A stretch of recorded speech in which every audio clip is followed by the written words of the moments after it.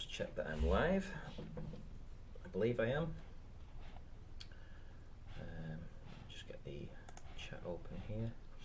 Right, so guys, things have got to change. Last night, I mean, I've not even looked at the comments. I don't need to look at the comments really. We had 2 shows on gas pressure, and George asked me during the day whether or not he would be willing to bring some people in and debate them. So originally I'd lined up Spurs Chemo to do that because I thought it's gas pressure's his thing,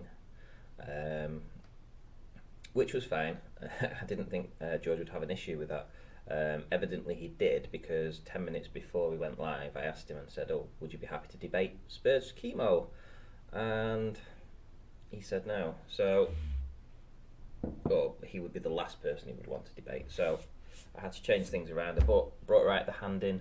Clearly there's a difference of opinion with how they do their debating. We've got George that's very quiet, and we've got Right the Hand that's very not quiet.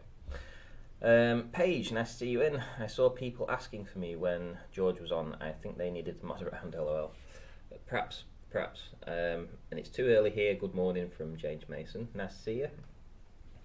Yeah, so things didn't go entirely to plan. Now, you can see the backdrop. So the backdrop is a court.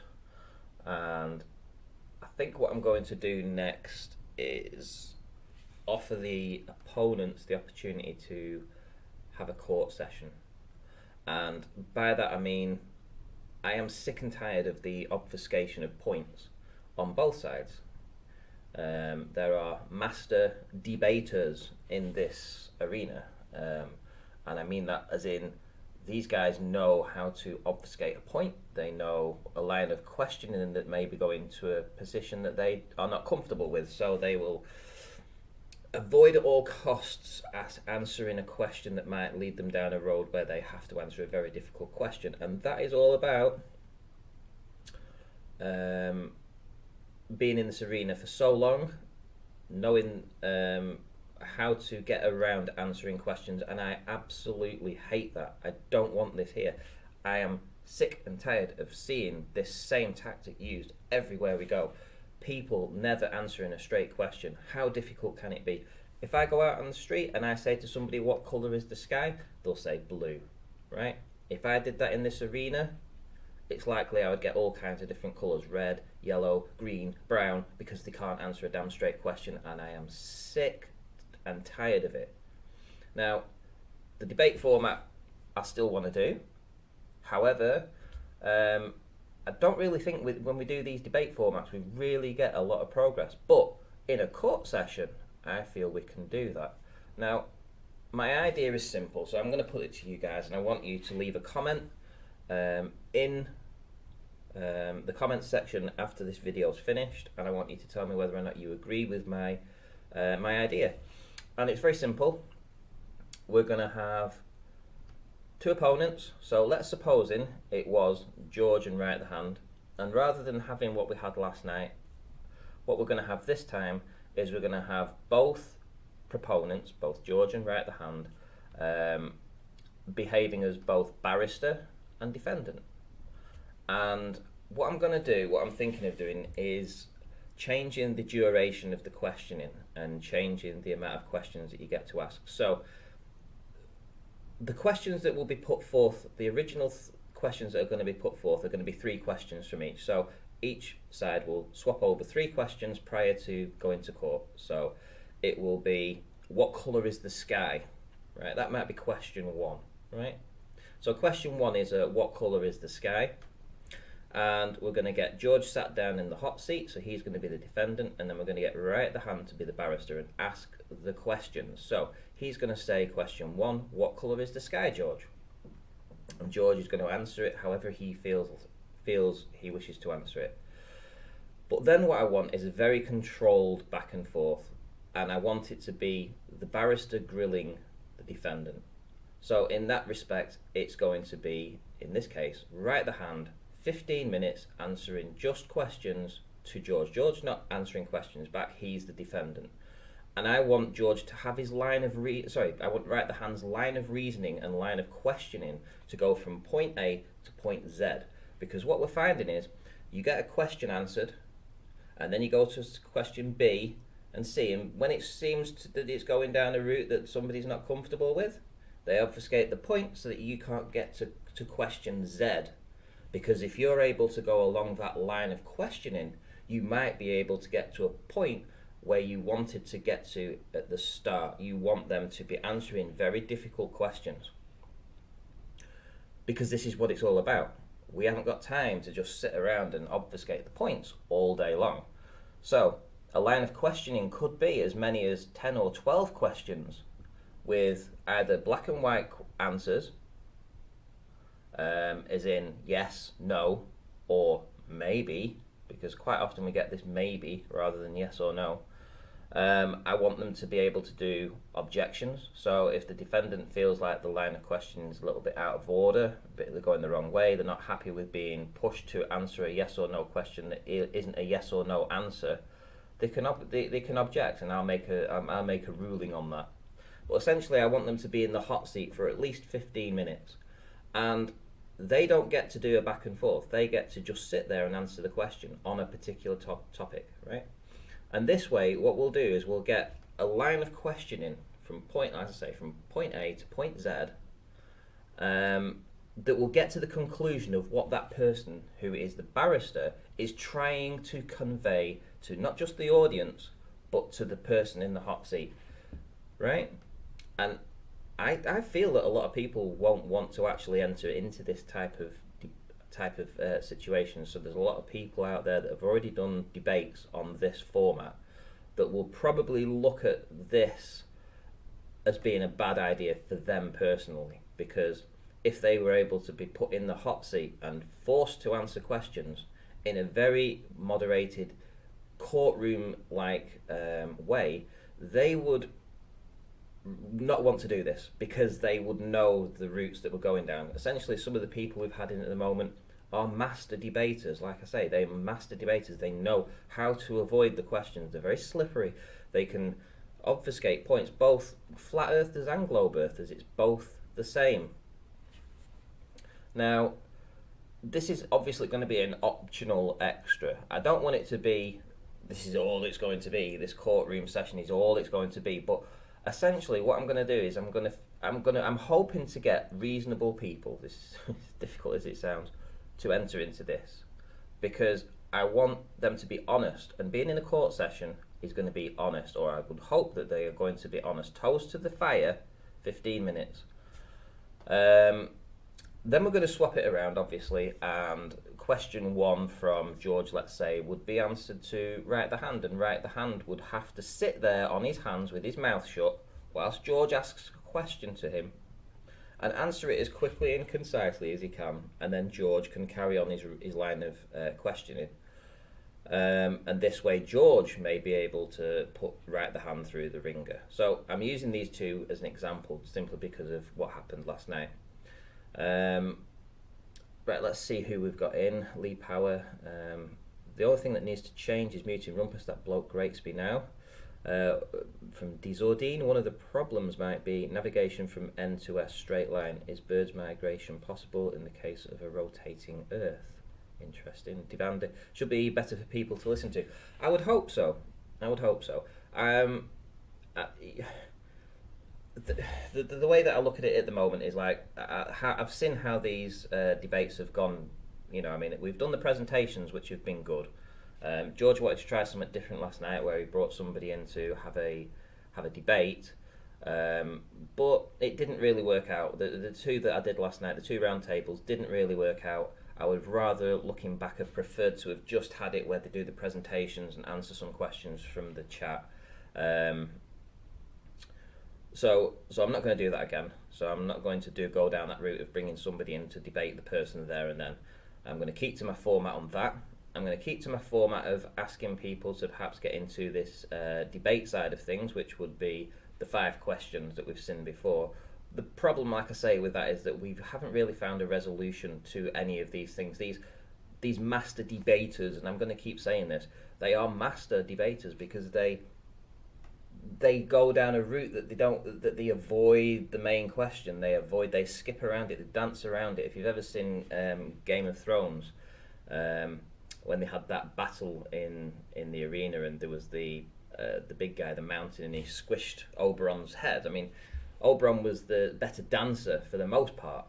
You know, he danced around. He danced around like nobody's business. You know, he couldn't get near him, and this is how it feels like it's what's happening here in these debates. People are good at dancing around, right? The dancing around. Gleam, check your Skype in 2 minutes. I sent that to Jose when he was a few months in. Oh, right, okay. Paige, this is a great idea. Right, the hand was trying to lead George, but George just says he doesn't want to do this anymore. Exactly. Yeah, exactly. And I'm not just going to use right the hand and George. I could apply that to anybody. I could apply that to Brian and Bob, or anybody that's been on this. You know, from both sides, we've had obfuscations from both points. So we need somebody in the hot seat. We need somebody being demanded to answer a question, and then the barrister needs to shut his mouth and let the person answer. And then I'll judge if they're obfuscating. I'll say, hey, look, you're obfuscating the point here. I want you to just answer the question. And hopefully it will lead to a conclusion or a resolution. So it's going to be, essentially, this will be an optional extra that I will put to the guests. Do you want to do this in the debate format, or do you want to do it in the courtroom session? Now, I feel, like I said, that most of the people that have been on this, I'm going to call it a merry-go-round, the merry-go-round of debates, is a case that they are masters at what they do, not answering questions. You know, they're very, very, very good at not answering questions. So yeah, I don't want that. Who else have we got? Ed's Headspace, Ranty, keep up the good work, man. People are paying attention. Thank you very much. Confessions of a Walking Speech. What a beautifully made earth. Indeed, it is a beautifully made earth. Ed's Headspace, balls have no answers, only assumptions that lead to false conclusions. Well, what I'm finding, as I say, in this is that there seems to be answers on both sides for their arguments. There's enough evidence and support on one side as there is on the other. However, in my opinion, there's a lot more for the flat Earth than there is for the globe Earth. And what we're seeing is that as the toes are being held to the fire in this format, it's logical fallacy after logical fallacy. Assumptions for the globe. It's all mathematics. There's no tangible proof. And I want tangible proof. I want evidence. I want to be brought back to believing that we can have Star Trek and Star Wars and all that kind of fancy stuff that I was taught when I was a kid, because when I was growing up, it was a wonderful idea. The idea that we could go off to space and meet alien races and, you know, change and just go and, you know, sort of like explore. I mean, it was fantastic, that idea, you know. I mean, it was so deeply in us as children, you know, that it was something that's just, to have that taken away, it feels rough. And I can understand why the Globers hold on to it, because I have that passion too, you know. But we've got to be real here. We've got to be realistic, you know. There's probably more land for all we know.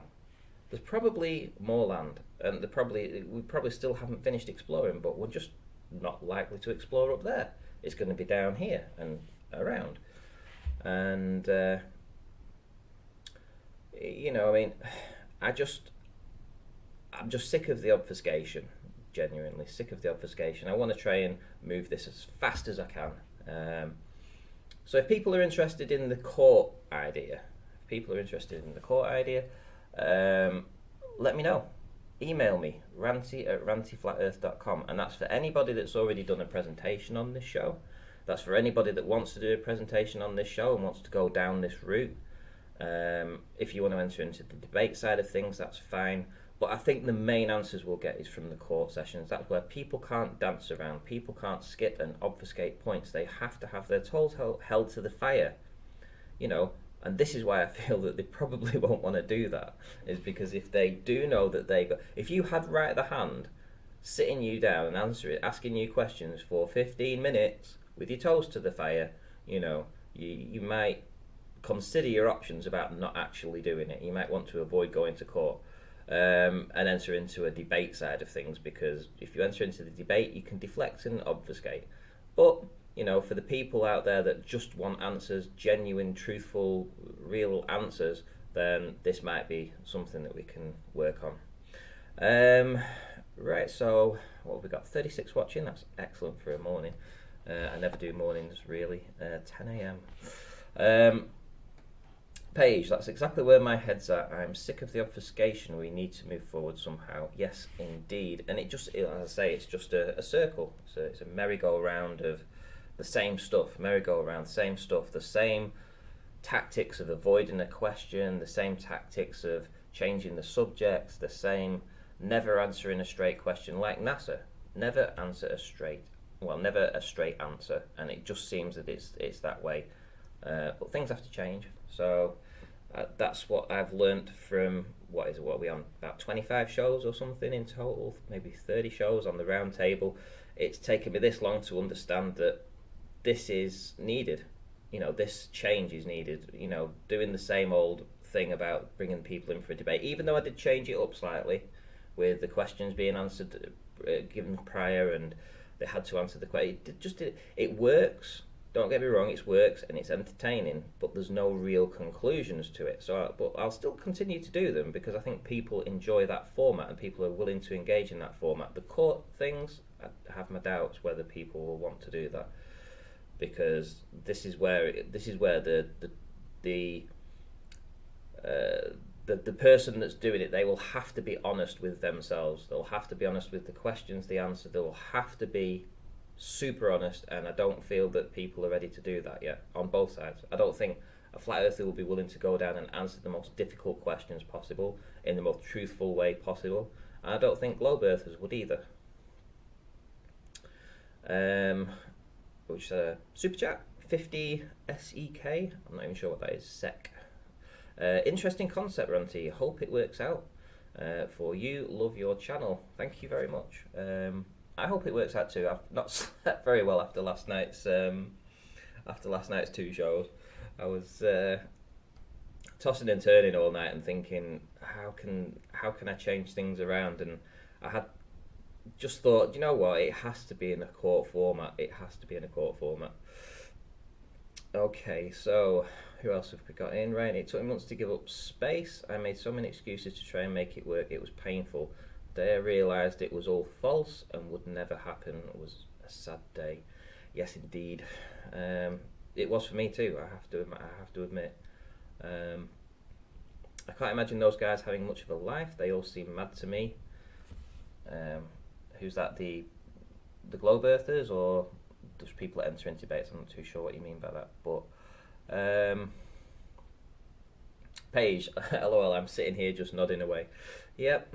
I think everyone's just nodding away. I think everyone's just, I mean, I'm not going to knock Nathan's show because, I love Nathan's show, and I've started appearing on it again because it just seems like the format's changing slightly for the better, which is good. I would prefer that it's more of a, well, you seen what happened a couple of weeks ago when I went in and I kind of read those guys the riot act, and it seems like a lot of people have maybe taken notice on that.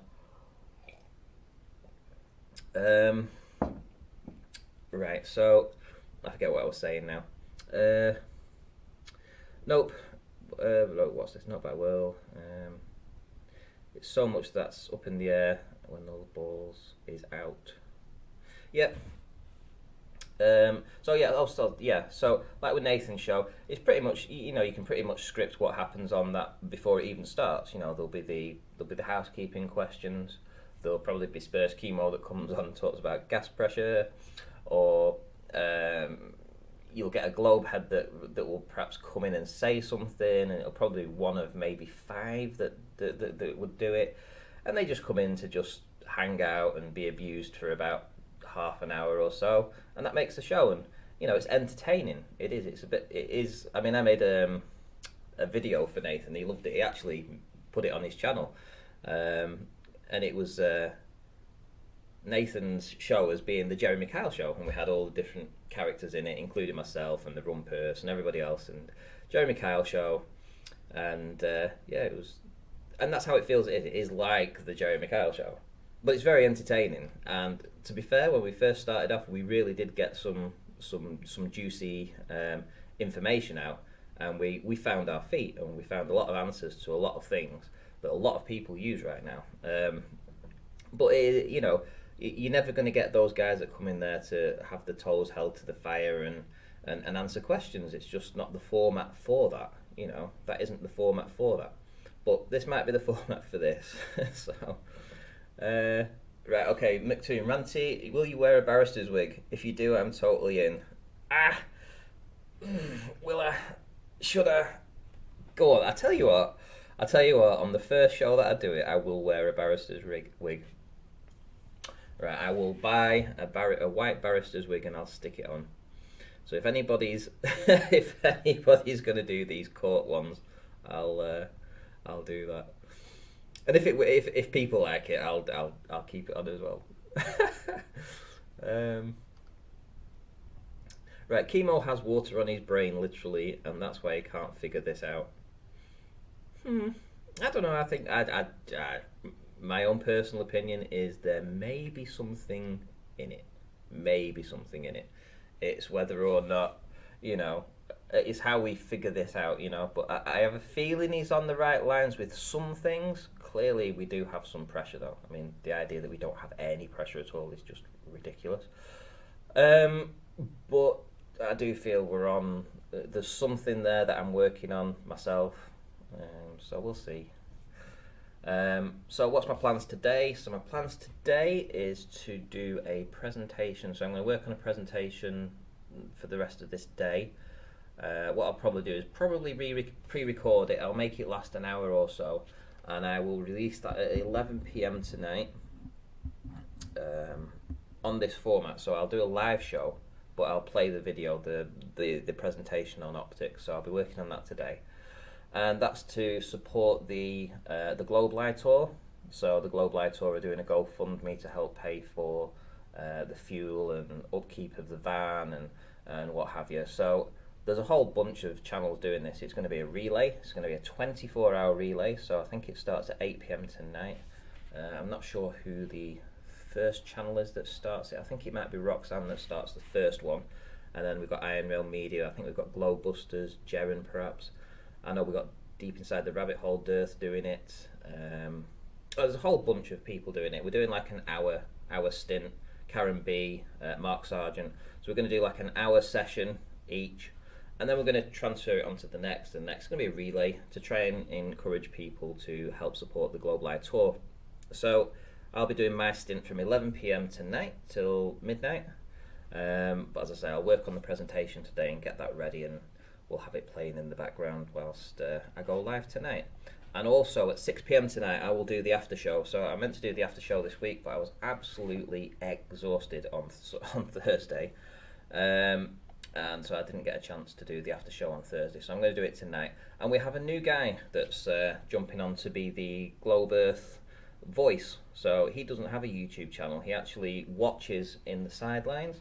So he's one of these guys that we've got 46 watching and probably 10 people that have made a comment. So that means there's 36 people listening, and he's one of them.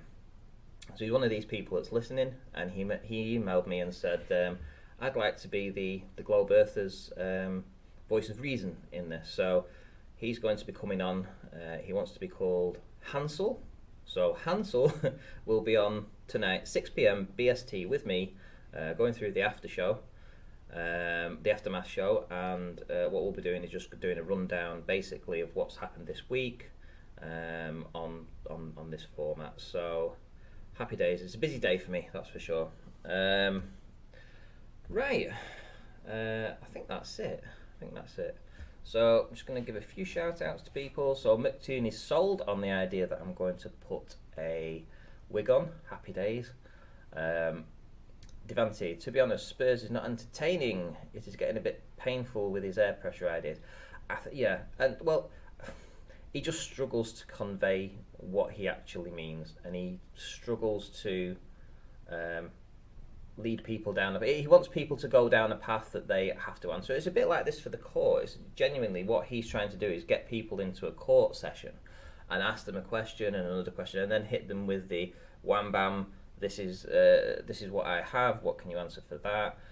But people aren't playing ball with that. They don't want to go down that route. So it does look like his when he's trying to do a presentation and lead people down a certain route, it's not really working for him, and that's why it looks really painful to watch. And everything gets sort of mixed up. You know, you lose the point. People get bored of it.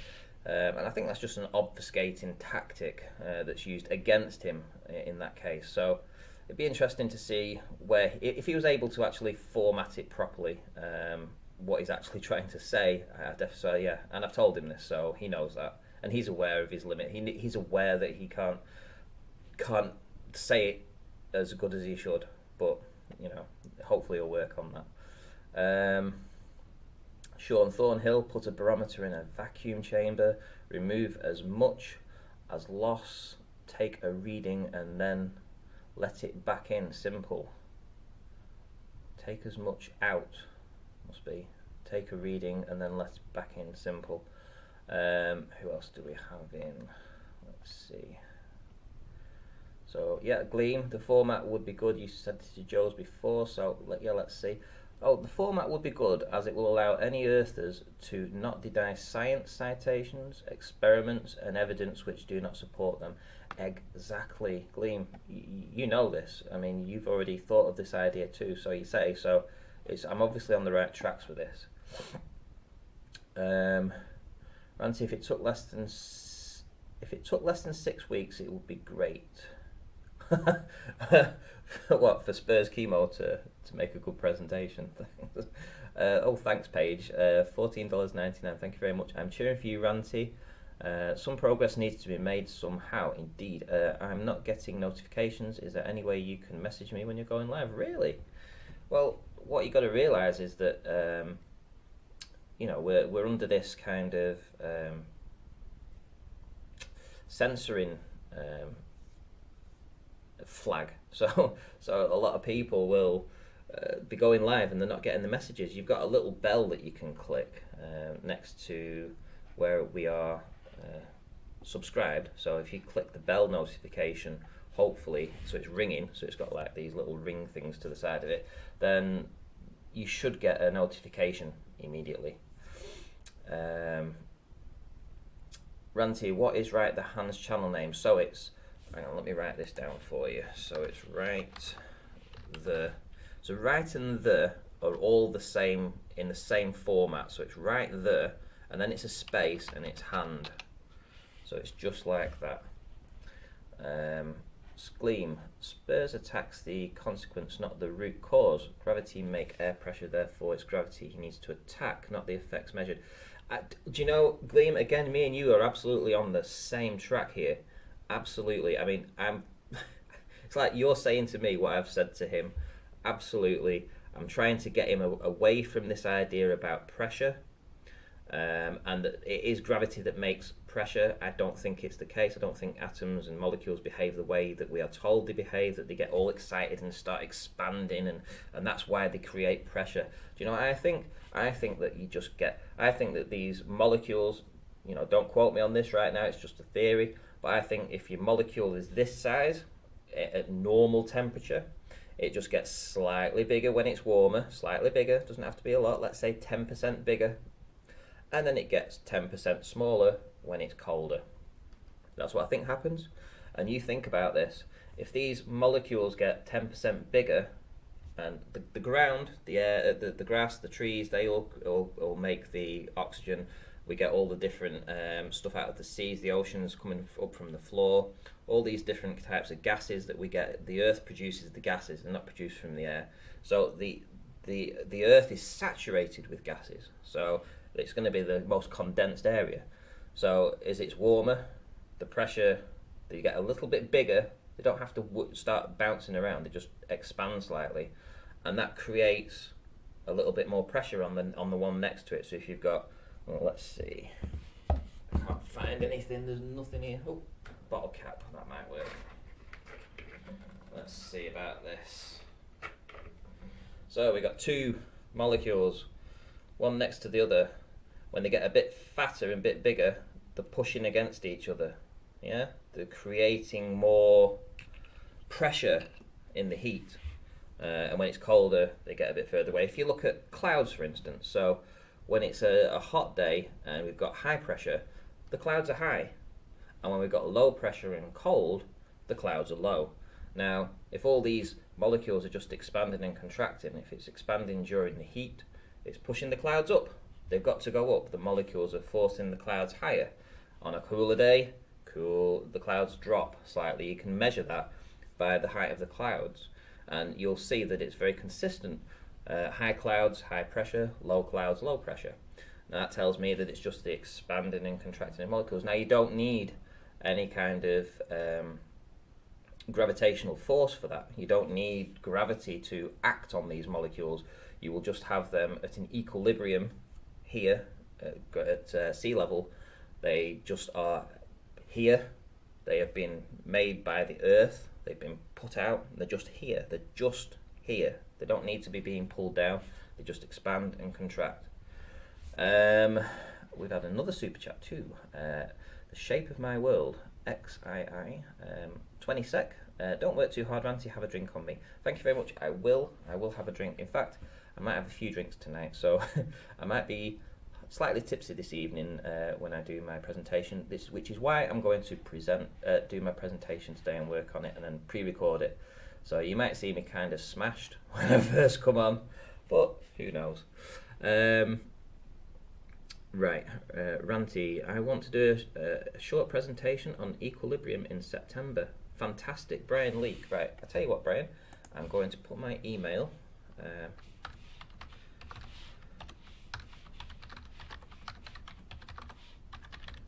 you go. So if you want to copy that entire email there, you can email me and we'll keep in touch, and when you're ready to do a presentation, I would love to have you on the show and present that. Let's see. This is the reason for a real court case. Each side have to present their submissions to the judges, and he reviews them and narrows the arguments down to make it easier to adjudicate. Exactly, Trish. And you know, I'm not going to adjudicate a winner. That's not what I'm here for. But the winner, the people that make these judgments will be the audience, yourselves, everybody else that watches it on the re-upload. They'll decide whether or not the person who was, the two people entering the court, one as a barrister, one as the defendant, and then vice versa, they swap around. They will decide who had the better case, you know. And if it's in a court kind of session, then holding the toes to the fire is going to be pretty easy for the person answering the questions.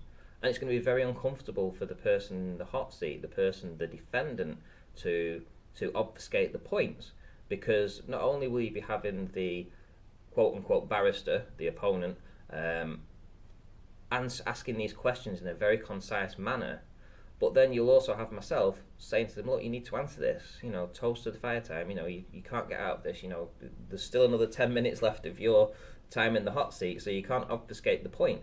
You know, you need to be clear about what you're answering here.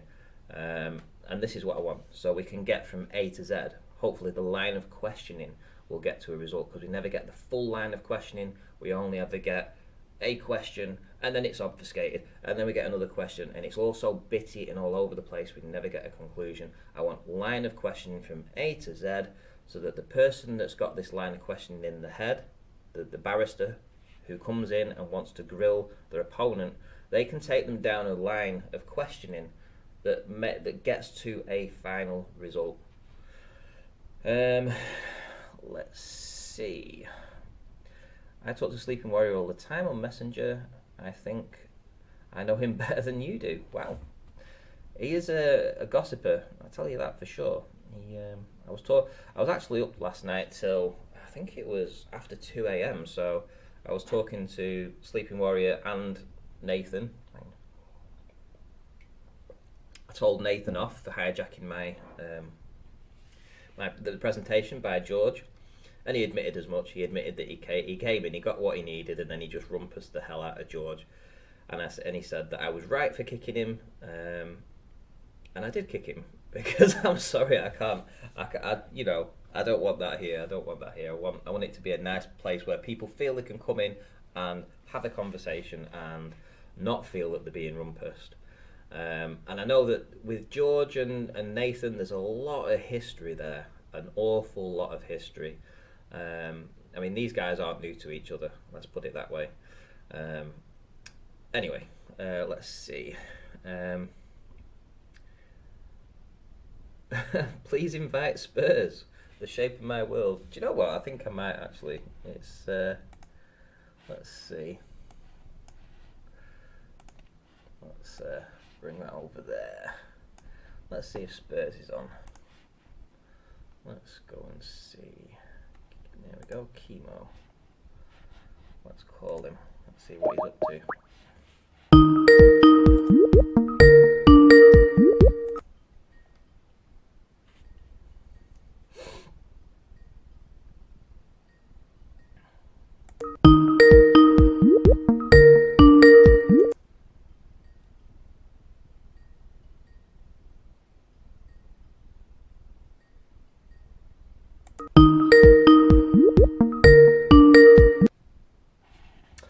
He's being lazy. He's probably having a lie-in. I don't know. I did try though. I did try. Maybe we should get Riley in. What do you think? Shall I call Riley? See if he's up to anything. Let's see what he's up to.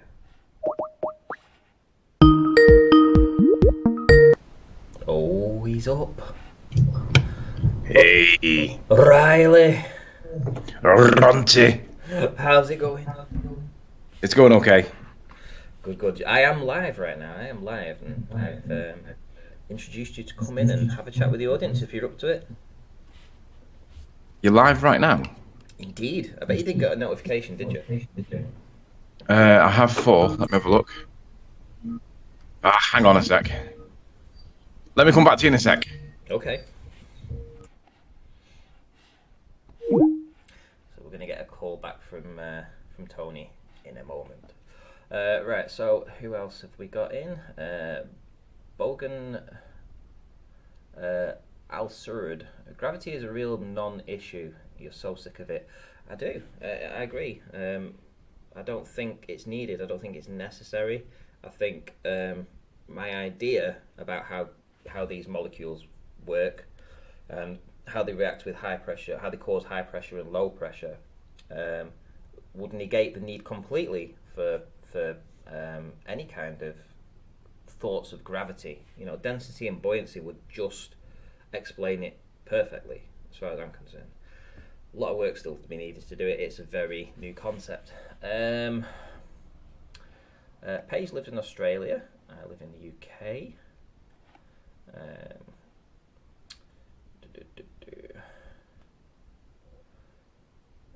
Right. What's that?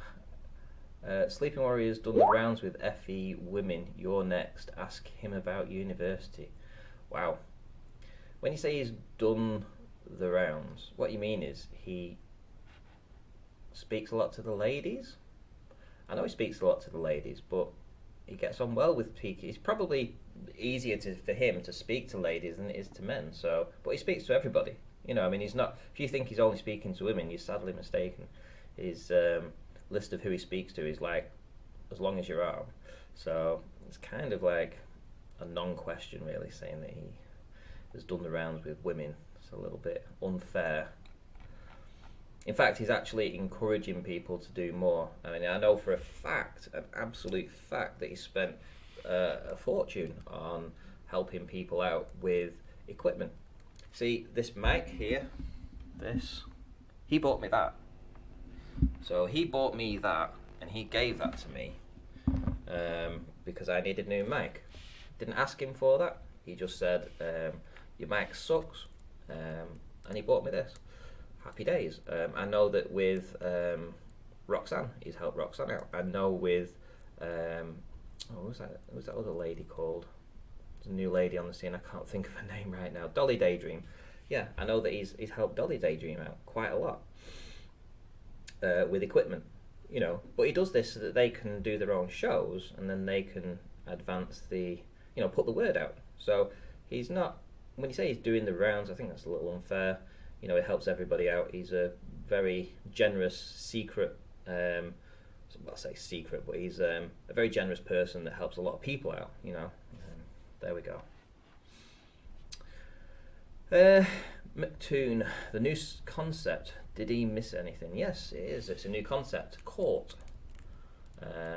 This is going to be a court going forward. Well, there's going to be the option to go to court. I'm not going to say that everybody has to go to court, but obviously court is for the most honest of the honest people that don't want to obfuscate a point, that just want to come in and get some resolution. The same people that want to do the obfuscating tactics will just stick to the debate side of things. Those that actually want to get some resolution to a particular question will need to do it in a court format where you get the barrister and the defendant, the two opposing people. The defendant won't be able to ask questions, but will have to answer questions for a full 15 minutes on each topic. So the barrister, let's say if it was myself against Tony, Sleeping Warrior, so if I'm the barrister and Tony's sat in the hot seat, I could ask him questions for 15 minutes non-stop, and I would expect him to be answering it. Me as the person, as the judge, obviously in this case, which would be me again, would make sure that those toes were held to the fire, and they have to answer the questions. And this is because we want a line of questioning to occur. Because one question, if I asked, like I say, let's see. So if I said to you, what qualifications do you have, just out of curiosity, and you said, I have quite a few, right? So, O'Reilly. Runty. Right, let me just finish this little part that I'm talking about. So, if I said to you, what's your qualification, and you say, oh, well, I've got a few qualifications. What do you think? Is that an obfuscation of the point? Do you not think there's a line of reasoning we need to go down on the next point? So the next point would obviously be, I would want to ask a follow-up question. I wouldn't be happy with just saying that. I would want to ask a question like, well, can you tell me at what level, in what subject, what school did you go to? There would be a list of questions that you want answers to. So you can ask a question, have it obfuscated, or you can have a line of questioning that leads you to a conclusion. Tony, we were talking about this last night. Oh, we had another super chat, by the way, from Paige, who says, Ranty, I was talking to someone else about knowing Sleeping Warrior. Not that I know him better than you. Oh, right, okay. So apparently you've been speaking with Paige there, Tony? Theora You don't have to give her don't give her a name. Don't give her a name. But yeah. What? No, Theora he's someone that's on YouTube but does content creation. He's we were talking about his views on the ether. And basically, I mean, just what is the ether? Does it exist? What is it? That kind of stuff. But yeah, chit chat usual. Supercurve, it'll be a kangaroo court, won't it? Absolutely not. We've got a bit of echo there. Oh, is that better? Let's see. Yeah, that's far better. Yeah, no, it won't be a kangaroo court because it will be 3 questions each. Got the coming up again there. There you go. Right. So it's 3 questions each. So at each opportunity when you are asking the questions, you will be. Tony, we're getting this echo. It's terrible. Right there. Oh, hang on. It's because that's a bit high. Hang on. Try that. Right. Okay. So the 3 questions each. If you're the barrister, yes, if you're the barrister and you have the defendant. 3 times you'll be the barrister and 3 times you'll be the defendant. So you'll get your own chance to put the person in the hot seat and have 15 minutes of pure questioning and logic and reason leading that person to a conclusion. So it's not going to be a kangaroo court at all. It's going to be a very fair court where everybody gets, the 2 opponents get what they want. 15 minutes of holding the toes of the opponent to the fire where they have to take them down a line of reasoning to get a conclusion. Tony, we were talking about this last night with Nathan, if you remember. Yeah, let's just be clear why it wouldn't be a kangaroo court. We're not giving like a person a trial. We're giving the person's religious view or belief or opinion or position on the topic a trial. So a kangaroo court focuses on the punishment of a person. we're focusing on the punishment of the preaching. So if you preach that we live on a sphere, and then we ask you for what evidence do you accept? What evidence do you accept to hold that view? Like yesterday, for instance, on Nathan's, a guy came on, sounded a lot like somebody with a voice changer, but nonetheless, guy comes on. He said that there were magnetic fields on the Earth, and I said, okay, so where do they come from? And he was like, well, they come from underneath the Earth. And I was like, oh, really? I said, and what evidence do you accept for that position? And he started to reel off the rhetoric rather than reeling off the evidence. And I was trying to get him into the corner for him to pin him down on the actual evidence. And I didn't quite get there because like Arwin started to interpret the guy's evidence for us, and I was like, Arwin, shut up, let him do it. But yeah, it's not a kangaroo court in the sense that we're not trying a person, we're trying a position. So it's not about the person, it's just about the topic.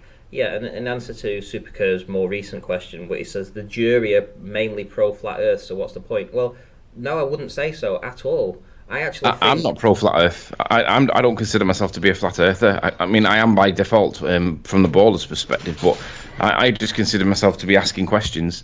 I consider myself to be more neutral because I do accept that there are some things that make it look very much like a sphere. But I realise that there's a lot of stuff that makes it impossible. But the ballers ignore the impossible and they focus on the stuff that's persuasive. And I'm like, that's the wrong position to be persuaded. You shouldn't be trying to persuade me. You should be presenting the evidence that is true. So let's move away from the persuasive rhetoric and let's focus on the actual evidence, because it's the stuff that we should be focusing on, not the drama, not the stories, not the ideals or the rhetorics. Let's see what is there out there to prove where the magnetic fields are coming from. And that's what I'm hoping to. That's what I want to see, anyway. Yeah, and to answer Supercurve, the jury. There is no jury. I mean, it's not like we're going to have people sit there being a jury. It's going to be myself as the judge, and I won't be offering a conclusion to the result. I won't be offering a verdict. Literally, it will be my position just to make sure that the people answer the questions. So people can hold an objection to a line of questioning, or an objection to the way things are going, and I'll judge that, but I'll judge it in the most fair way that I can. You know, I like to say that I'm a fair person. You know, I mean, you've seen how I've run this show up to now, so I would assume that you would know that I would make mistakes, obviously, but I'm not doing it through the fact that I'm a flat earther. It will just be through naivety or something like that I would make a mistake. But ultimately, it's going to be my position to be the judge and to offer the fairest platform available. So if the opponent comes, the two opponents come in, and I don't care if the flat earther comes in and he's having his balls crushed by the globe earther, I'm not going to stop in. I'm not going to step in. And if they want to object and say I don't like this line of question, I'm going to say, look, tough, you've just got to answer the question. You know, I'm not here to try and protect flat Earth. I'm not here to protect globe Earth. I'm here to get answers. And the only way we're going to do that is by holding people's toes to the fire. People that class themselves as experts in a certain subject in this arena, right? From globe Earth versus flat Earth, I would expect these guys to be able to answer questions. What I've found is that in the debate format, they aren't doing that. They're obfuscating the points. But in a courtroom, they will have to. I will make sure they will be answering the questions. They will have. It's not going to be a 5-minute format. It's going to be a 15-minute format. The barrister asks the questions, i.e., the flat earther might be asking the questions to the globe Earth for 15 full minutes. The globe Earth doesn't get a chance to respond with a question of their own. They've just got to answer questions as they're in the gallery or whatever it's called that they sit in the hot seat, right? So they have to answer the questions for 15 minutes. There's no room for obfuscation. They can't run away. They've got to sit there and they've got to answer the questions, knowing that when this 15 minutes is over and they've gone through, they've done some soul searching and they've answered the questions as best they can, without any obfuscation, without any lies, without missing the point and trying to change the subject, right? That hopefully we'll get some conclusions. And then it's their turn. Then they can ask their question. They can swap places. We'll put the flat earther in the hot seat with the globe earther asking the questions. And their toes will be held to the fire. And I'm not going to protect anybody. I'm just here to mediate and moderate, and I think you'll see that I'm pretty fair-handed. I'm not going to protect anybody in this situation. So there's no kangaroo court, and I am even going to wear a wig, thanks to McToon, who wants me to wear a wig. So I'm going to wear a wig as well. So there we go. It's worth it. Ramsey, don't wear the wig. Don't wear the wig that you wear on a Saturday night. That's a different type of wig. He's not meaning that kind of Oh, wig. right. It's not a long one with long blonde hair. No. No, I think he means a horsehair one with curls in it and rollers and stuff. Damn it. Right. Okay. Then I suppose I'll have to wear one of them. Then. It's the dock. Yeah. There we go. It's the dock where they sit. I thought it was. I thought it was the gallery actually. But there we go. So Tony, this will be interesting for you because you're actually practiced somewhat in law. Not practiced, but you've actually gone through the system in education for that. I think there needs to be an element of formality. I think the problem is it shouldn't have to be this way. We should be able to have a conversation, but the reality is when you get somebody like the Rumpus against somebody like Right the Hand, let's be honest, neither of them know how to disagree properly, right? And it's hard to moderate because if you side with one, you're seeing a siding with him. If you side with the other, you're seeing a siding with him. But the reality is neither of them two can behave properly. They can't disagree properly. Now, it's really tempting to interrupt somebody and stop them in their tracks. And there is a time and a place for an objection, right? Rumpus will make 5, 6, 7 points all in one go. And if you make that many points, you've got nowhere to respond there because you have to then try and work out which is the strongest point there. And it adds to the burden. What needs to be is make a point and then pause, make another point, and then there should be a slow, methodical, controlled approach to disagreements. And you have to start with things that you agree upon. You start off with consensus, and you start working your way down the lines until you get to the point where you don't agree. And then once you start disagreeing, that's where you start presenting evidence to the contrary. And that's the way it has to be, otherwise, because this obfuscation tactic by the Rumpus is not acceptable. Now, it might be the case that Right the Hand's intentionally doing what he's doing. It might be that it's just the way he is. It might also be that Rumpus is just the way he is. But I don't believe that this is the way to move forward if we allow this continuous disruption where basically nobody's held accountable, points are getting lost, and it's not acceptable. But the problem is, Ranty, if you do this and the ballers, it'll go like Nathan's where the ballers can't join you anymore because points will get concluded and they won't get obfuscated. So what will actually happen is you'll end up losing the ballers. Well, to be fair, I mean, I'm not going to go down this route as in it's going to have to be the courtroom. The courtroom is literally the final step in this process. If they want to go to the courtroom's where their toes are literally going to be held to the fire. So I have my doubts that many people will want to enter the courtroom. Definitely. I don't think many flat earthers will want to do it, and I certainly don't think the globe earthers will want to do it. Simply for the point of what you've just said, which is that toes to the fire and them having to be honest means that they have to do some soul searching and they have to open up and tell the truth, and that's going to be very difficult because they've been conditioned to obfuscate the points throughout this entire 3 or 4 years, whatever it's been on YouTube, where they've got used to these tactics of avoiding questions. A really good example of where there's a swerve, a massive avoidance of the issue. In my egg experiment, right, it's demonstrated on the video that I added salt to the solution. I've got Mark Taylor on one of his sock accounts trying to tell me that, but you can't rule out that it wasn't the salinity of the salt itself that caused the egg to move, because salt's got two properties. It's got properties of salt being salt, which is like whatever salt, the salinity of salt, but it's also got the attribute of mass, which is what I claim that I was measuring. And he said, and you can't rule out that it wasn't the salinity that caused it. And I'm like, Mark, salinity is mass. The salt is mass. If I add salinity in the form of mass, you are changing the density. And he just won't accept it. And what that does is, if you won't accept it, everybody watching either has to make the decision that he's refusing to accept, in other words, applying deny, deny, deny, and you can guarantee there'll be a distraction that follows, or they're not paying attention enough and they're just hearing the point getting lost and not realising that there's a tactical move in play here. And it happens all the time. I see it happening all the time, and it drives me mad. It's like, I hope the audience can see that this is deliberately obfuscated. Brenda, for example, Right the Hand got Brenda caught in a circular argument. She wouldn't accept that she was caught in a circular argument. She was applying deny, deny, deny, which is, of course, what most of them do. But Right the Hand had her in a circular argument. She wouldn't concede after him asking like 2 or 3 times, like, you're caught in a circular argument, let's not do this. She wouldn't concede it. So in the end, he got frustrated and he referenced her in the masculine. And the minute he did that, she told him to fuck off. And then he called her it, or he called the conversation it, whichever. But in any event, that descended because the point was being refused. Brenda would not accept that she was caught in a circular argument. But everybody that was neutrally watching that could see that right hand was telling her, you're in a circular reasoning argument, and she wouldn't accept it. So what do you do in that position? Do you allow it to descend into a chaos, which is what happened, or do you try and stop it if you spot it? And if you try and stop it, do you run the risk of being accused of being being one-sided or biased in favour of flat Earth? That's the thing that you're going to have to try and get your head around, Ranty. It's not going to be easy. So you're going to have to be switched on with the tactics of diversion, distraction, and they do these. Brenda's not stupid. She knows all the arguments. She knows how to obfuscate points. She knows when she's cornered, she has to create diversions. So does Rumpus. Thankfully, people like, I don't know, George Netanyahu, he's an easy target. He doesn't do that. He's just a bit dumb. He's a senile old bastard, as Nathan would say. But these are all the things that we're fighting against. We're not fighting against the topic. We're fighting against debate tactics, trying to avoid closure on points. And I don't think that's acceptable. If you can't prove your point, or you're preaching rhetoric, you should at least accept that you can't prove your point and you are preaching rhetoric. Otherwise, present your evidence. Otherwise, it can be dismissed without evidence. Hitchens' razor. It applies. Sorry, guys.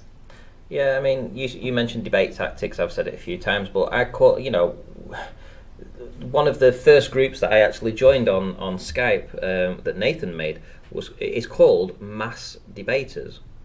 Or is it Master Debate? Let me just check. That's one or the other. I think it's. Let's just see what it is. Master B now, isn't it? Master B. I forget the original name of it, but it might have been.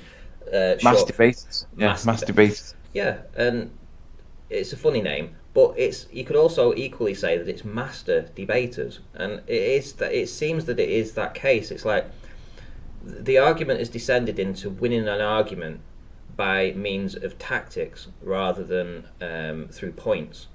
It's more a case of point scoring as opposed to getting any kind of resolution, and I hate that. And I know you hate it. It's one of your. It's your worst pet hate in this entire argument is people obfuscating. Yeah. The thing is though, Ranty, Flat Earth wins when we pin them down on evidence. If they can't get pinned down on evidence because of debate tactics or because of obfuscation tactics, or they don't have the evidence to present, then they've got an element there of victory because they've not been shown to be false or fallacious or rhetoric preaching or whatever. But basically, I mean, look at it from this perspective. The deepest hole ever dug in the earth is about 8 miles deep. They call the super deep borehole. I think there's another one that's surpassed it very recently. I might be wrong. I've not looked at it for a while. But we know that that's the deepest that they've ever dug. Anything below that, they're basing on like graphs or pictures or squiggles on maps, seismographs and primary waves and secondary waves and all that nonsense. But that's all subjective interpretation. You can interpret it however you choose to, and you can support it with whatever rhetoric you want.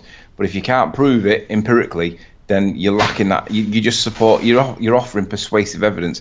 And if we can get to that point and point that bit out, ballers don't win. But they don't like getting to that point, and that's why they're always reluctant to say what's below the surface of the Earth. Like yesterday, where did the thingy waves come from? The magnetic fields, and he wouldn't say they've come from the centre of the Earth. He was trying to use everything to swerve out of that, and I was cornering him and kettling him, and we know that there's nothing below 7 or 8 miles, but they've got to obfuscate it because they know that they can't prove it. Yeah, indeed, and in answer to some of the people's questions here, I am not perfect.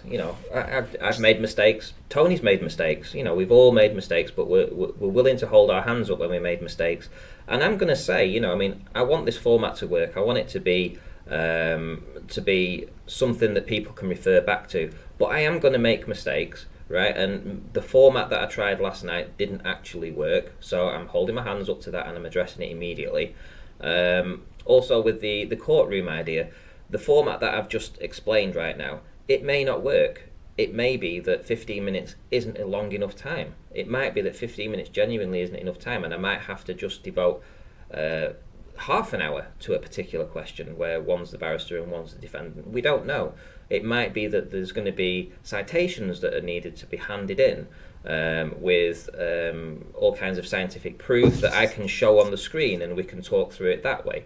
So it's not going to be as simple as I'm making out. So it's things that I'm going to have to find my way through. But ultimately, I would hope that if people do enter into this sort of debate, we're going to get somewhere. We're going to get some conclusions. But you need to realise too that everyone's human. Everyone makes mistakes. We're not all experts.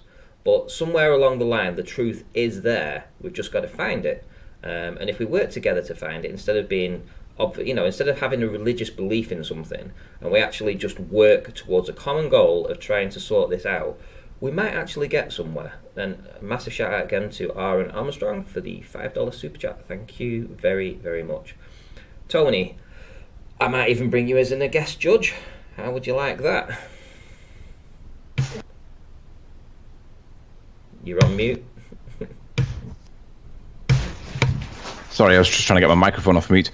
I think it's worth pointing out that we're having to do this because ballers are not answering questions. Ballers are not giving evidences to support. The ballers are refusing to accept that they might not be correct. Brenda, Rumpus, these are the people that this is having to be done because of.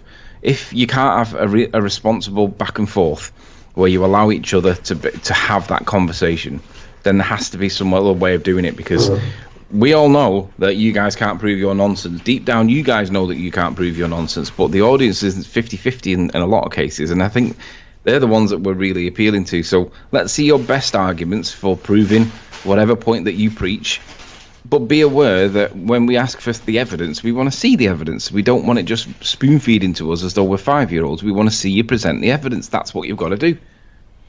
So Aaron Armstrong asks, why do FE always generalise round earthers? Well, I think it's the same on both sides. I think we've just got into this habit of just putting everyone in the same basket. It's like if you meet somebody new in this debate, whether they come on as a new guest on Nathan's show or Jose's show or anywhere really, or even in the side chat, it's pretty evident the first thing we want to know from them is what side of their argument they're on. Now, if they come in and say into a flat earth debate and they say they're a flat earther, they're treated with a lot of respect and this, that and the other. If you look at the way Spurs Chemo has behaved all week, he's been able to get away with what essentially you would call trolling, flat earth trolling, the troll, bleh, let me get this right. Flat earth trolling on a flat earth platform because he's a flat earther. He was being allowed to get away with that. However, if he was a globe earther, he would have had 2 minutes and he'd have had his ass handed to him and kicked out the door. Now, I think that's just a way that we're used to conditioning. As soon as you say that whether you're on one side or the other, it depends on how you are treated in this arena. And for whatever reason, we are automatically judgmental of the other person. And I don't know why, because I see that everyone's just a human being here. We all should be working together on the same side. We shouldn't be categorising people. So you're quite right. I don't see that. I do. I don't see that. I don't. But some of us are not human beings. All right, Tony. Honestly, some of the people on this debate act as though they're human beings, but they don't act like they're human beings because you don't behave like that. It's like some people say you wouldn't do that if you were speaking to me face to face. That's true, but a lot of these people are not actual people. They're pretending to be people, but they're not. They don't come on camera. They don't present anything that makes you see that they are actually sincere. I mean, look at them. Faceless trolls, no subs, just soccer accounts. How is that a credible position to be if you're a baller? But it's just turned a blind eye to because they say, "Oh, it's not down to me. It's every man to themselves." Not really. They're still representing the ball earth side, full of trolls, faceless warriors that don't present themselves on camera, that don't come across as credible. Sure, I might get something wrong, and I deserve the bullets if I do. But if you guys get something wrong, you should be also getting the bullets too. And you don't like taking it, do you? You start obfuscating and rumpus in the hangout and destroying it because you realise that you've made a mistake. Well, tough titty. Well, in the chat we've got Toady. Now, I've never spoken to Toady, but I've only ever I've not even watched his toe tag. I know he's been toe tagged on Nathan's. I don't know what for. I've not watched it. In fact, I don't even think I've ever heard Toady speak or spoken to him. But I've seen him in my chat. Obviously, he's come in since I've done this format. He's become a Patreon of mine on the round table format. So if you want to be a Patreon, it's round table. But essentially, he's become a Patreon there. And he's given a couple of super chats, and he's actually speaking in the chat right now, and he's saying that he's a reasonable globe earther. Now, I don't know if that's true, but everything that I've seen from this guy in the chat has been what I would class as reasonable. It seems like he's... Sorry? I agree. He went away on holiday for 3 weeks, I think, and prior to him going away, we were supposed to line something up, and he's come back and... it was either Toady or Stingray. It was one of them two. I can't remember which because they both sound similar to me, and I can't distinguish between the two of them. But Toady, if you're listening and you still want to do that hangout, pick a topic. Let me know when you want to do it, and we'll do it with Ranty. You and I square off with the evidence that supports whatever position that you want to talk about, and let's see what you've got. That would be ace. I mean, I'm looking at what he's putting in the chats, and he's coming across as a very, very reasonable person. Now, to me, that's what I'm looking for. I'm looking for just a reasonable globe earth, a reasonable flat earther, people that know the stuff to just come in and talk. Don't obfuscate the point. Just be honest with yourself. Search your soul. It's all about soul searching here. Be honest. If you're not searching your soul, you're never going to let go of whatever it is and find out the truth. Now, it's possible, and I mean this genuinely, it is possible that maybe we are wrong. Maybe the Earth is a globe and maybe we're just being hoodwinked and maybe we just have this internal bias for being flat.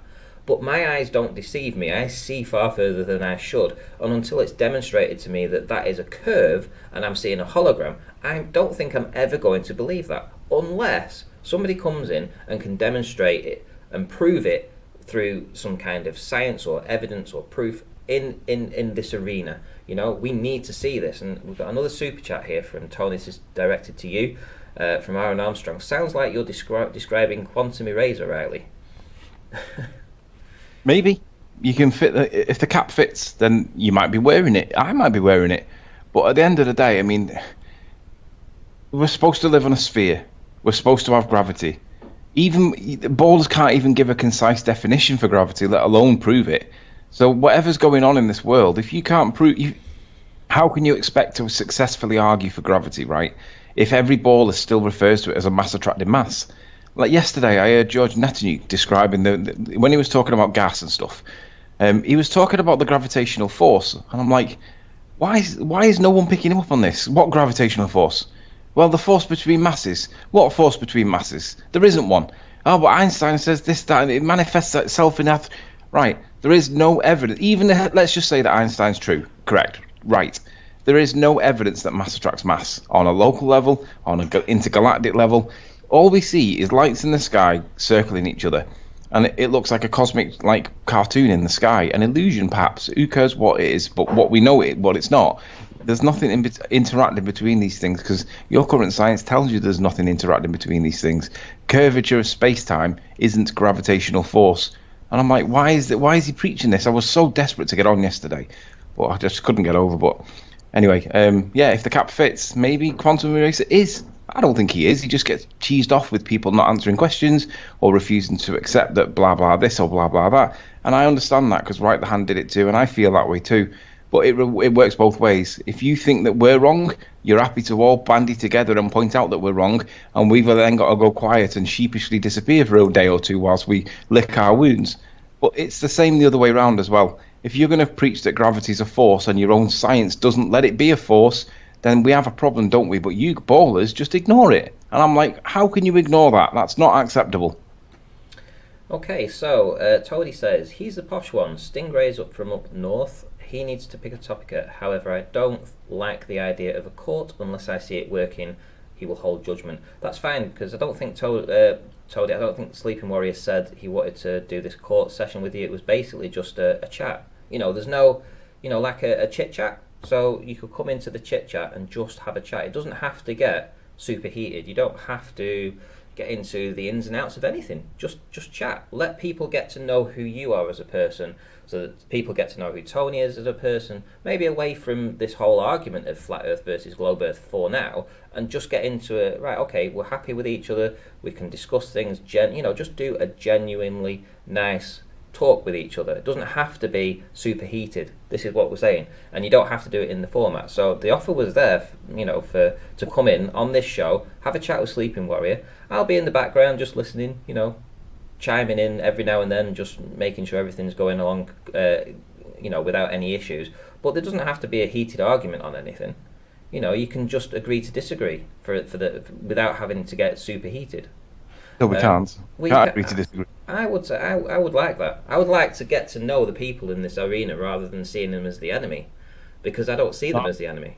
No, I don't want to get to know the people. I want to get to know the arguments and the evidence. Okay. Let's make it not about the person. Let's make it purely about the point in question.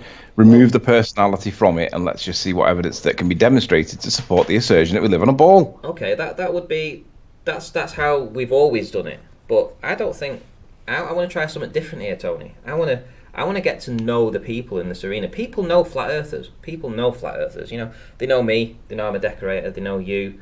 You know, they know what we're up to. We're very honest and open with stuff. You know, let these guys come in and introduce them to ourselves. Let's see what these guys are like. What do they do for a job?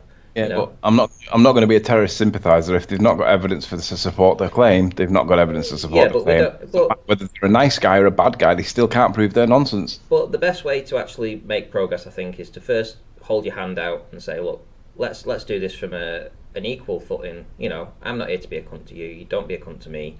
You know, let's get to know each other, and then we can talk. You know, we don't have to be combative enemies immediately. You know." Anyway, that's just how I view it. I mean, you might see it. You two might see it differently. I maybe have got a I've got a different outlook on it, but that's the way it goes. Look at it this way. Look at it this way. Do you remember when we were up at St. Bees and we saw somebody with a tripod at the top of Miles Davis's slope thing, and you come running in and said, "Hey, it's either Miles Davis or it's Al K." And I was like, "Right, get the shoes on. Let's go on and confront him," because I wanted to know who it was. And I started walking over. Ranty's catching me up because I'm in like military march, like Hitler style, like doosh doosh doosh doosh. Anyway, this guy spots me and he realizes it's me, and I get closer and he's realizing it's me, and we get there, and this guy basically starts what I would describe as hyperventilating. Would you describe? Is that an inaccurate description, Ranty? I would have thought looked more like somewhat of an asthma attack, sort of hyperventilating, for about a good minute and a half or so. Couldn't catch his breath, couldn't say a word. Yeah, I would describe it as he was panicking. Now, at the end of the day, I'm not going to throw punches at any of these people, really. Most of the time, I'd probably go for a drink with them. But obviously, his perception of me was that I was probably going to start fighting because he was panicking. Now, I don't really want people to think of me as that kind of like aggressive kind of person. But I do want people to think of me as, say, well, at least he asks for the evidence. And if that's the worst, if that's the only thing that you can say about me, that's the line that I would want you to say, that at least he asks for evidence. I'm not interested in fighting people. I just want to see what evidence that's out there in the public domain that demonstrates that we've got a force of gravity.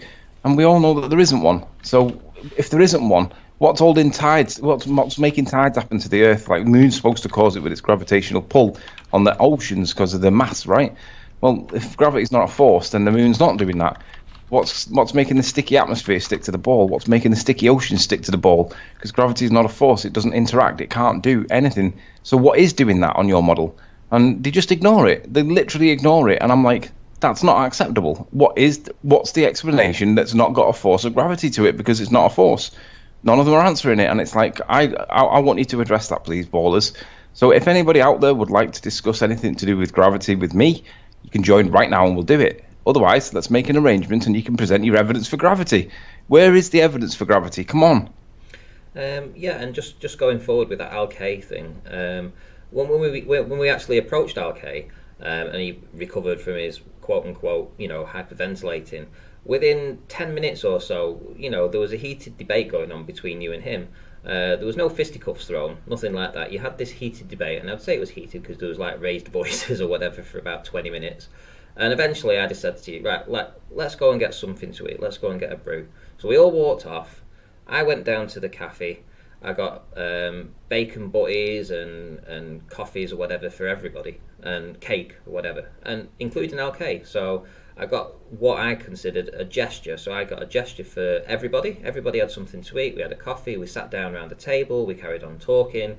There was no animosity there. We had, well, I would say you and him had what would be classed as a heated debate. But ultimately, you knew the boundaries. You were Al K's. What would you call? He's kind of combative, but he's a keyboard warrior. Yeah, but his bacon butty tasted a little bit saltier than mine and yours did, though. If you say so. There was nothing done to his bacon butty, but we bought. You keep telling him that because he's probably going to just think that that's the case, but wasn't the case. Bought him bacon butty, coffee, cake. Just what nice people do. And then we sat down. We talked about stuff. None of us got a conclusion. We all left. You and I both believe in the Earth was still flat. Him still believe in the Earth was a globe. But we were able to go through that process and not actually kill each other, just be very nice and civil, and cakes and butties and full bellies and all that kind of stuff. So it was all right. Right, so Supercurve says, it's not up to ballers to teach you what gravity is, Riley. Plenty of information on Google and YouTube to help you understand, because you don't understand. I'm not interested in what gravity is. I'm interested in the demonstration that proves that it can cause something, because your current science is Einstein from 1915. Einstein says that gravity is not a force, and even if George Musa says that you can think of it as a force, I want to see something that demonstrates gravity. And if you're going to say that seeds demonstrate gravity, well, show us that scientific experiment that shows that seeds demonstrate gravity. If that's what you claim, present it. Let's see it. But saying it and preaching it like a little scholar or a priest or a clergy in the chat, it's not really that hard, is it? Everybody can do that, but let's see the evidence. Where is the science that proves that seeds prove gravity? Yeah, and I mean, the Globers, when you hold the toes to the fire on this particular subject, will have to go around a series of points that where there's no evidence for them. So they'll have to put a point next to another point next to another point, and none of them have any real tangible proofs to actually come up with a conclusion. And this is what we're trying to get through. We're trying to get this through to the audience and to the Globers, that when your toes are held to the fire, genuinely there's no proof for what you're claiming. And then we can build the houses up after that. We can start to figure things out. Once you agree that that's the case, then we can start to look into, well, what else could be these reasons then, but we need to have a basis where once you understand that there is no proof for this, then we can work things out. Tony, go ahead. So Dope Neil in chat says, Ranty Flat Earth, the actual large amount of evidence is related to gravimeters. Well, I don't want relationships to gravimeters. I want empirical evidence that proves a cause and effect relationship. I want to see the scientific method demonstrating that gravity is anything. Now, let's not forget, Dope Neil, or Daniel in this case, if you're going to argue that gravimeters prove something, that's the point that I criticise Bob from Globebusters on, because he thinks gravimeters are proving a downward acceleration too. But when I remind him, well, what's it measuring? And then there's a pause, and then he says gravity, or a downward acceleration force. And I say, okay, so how do you prove that the thing that you believe it's measuring is actually measuring the thing that you believe it's measuring? And that's why we have scientific method, because you manipulate your independent variable. So if you believe that gravity is the mass attracting mass, the center of the Earth, and that's what it is, then how are you realistically going to demonstrate that there is anything there without bringing Jupiter in from next door and then stick it next to us and give it a bit of a manipulation to prove that there is a variable in the gravitational masses of attraction between Earth and Jupiter? You can't. So the least you can do, Dope Neil, is accept that gravimeters don't prove anything. But you won't do that because they've got the word gravy, the syllable gravy in them. And you think gravimeters means gravity.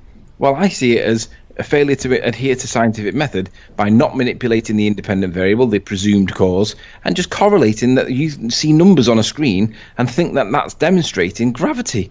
What an utter moron. This is not acceptable science. This is the classic definition of pseudoscience. And Dope Neil in chat is pushing it, but so does Bob from Globebusters. So on the one hand, I can see why Daniel does it, but on the other hand, once it's explained to him that it could be measuring anything, or it might not be measuring anything at all, and it could be completely fraudulent. That's why we have scientific method to demonstrate that the cause of the numbers that are fluctuating on screen is the thing that you believe it is. Otherwise, it's just numbers fluctuating on a screen, and it could be measuring unicorn farts, it could be measuring ascent, it could be measuring electrostatic magnetic interference. Who knows what it could be measuring? But what we do know is that you can't demonstrate what it's measuring, but you're trying to preach to us that it is gravity. No, you can't do that. You have to do it within scientific method, or it's pseudoscience. Sorry, that's your rules.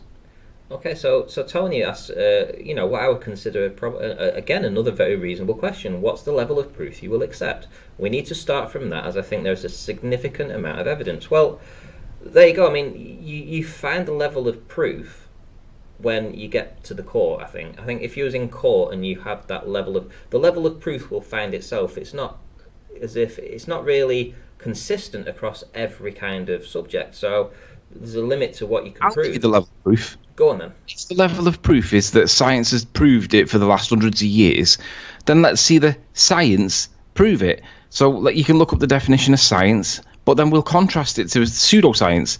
And if there's an overlap into pseudoscience, it won't be accepted. But if it's in the science category, that might be accepted. But it definitely can't go into the pseudoscience. And the definition for pseudoscience is obviously adherence to scientific method.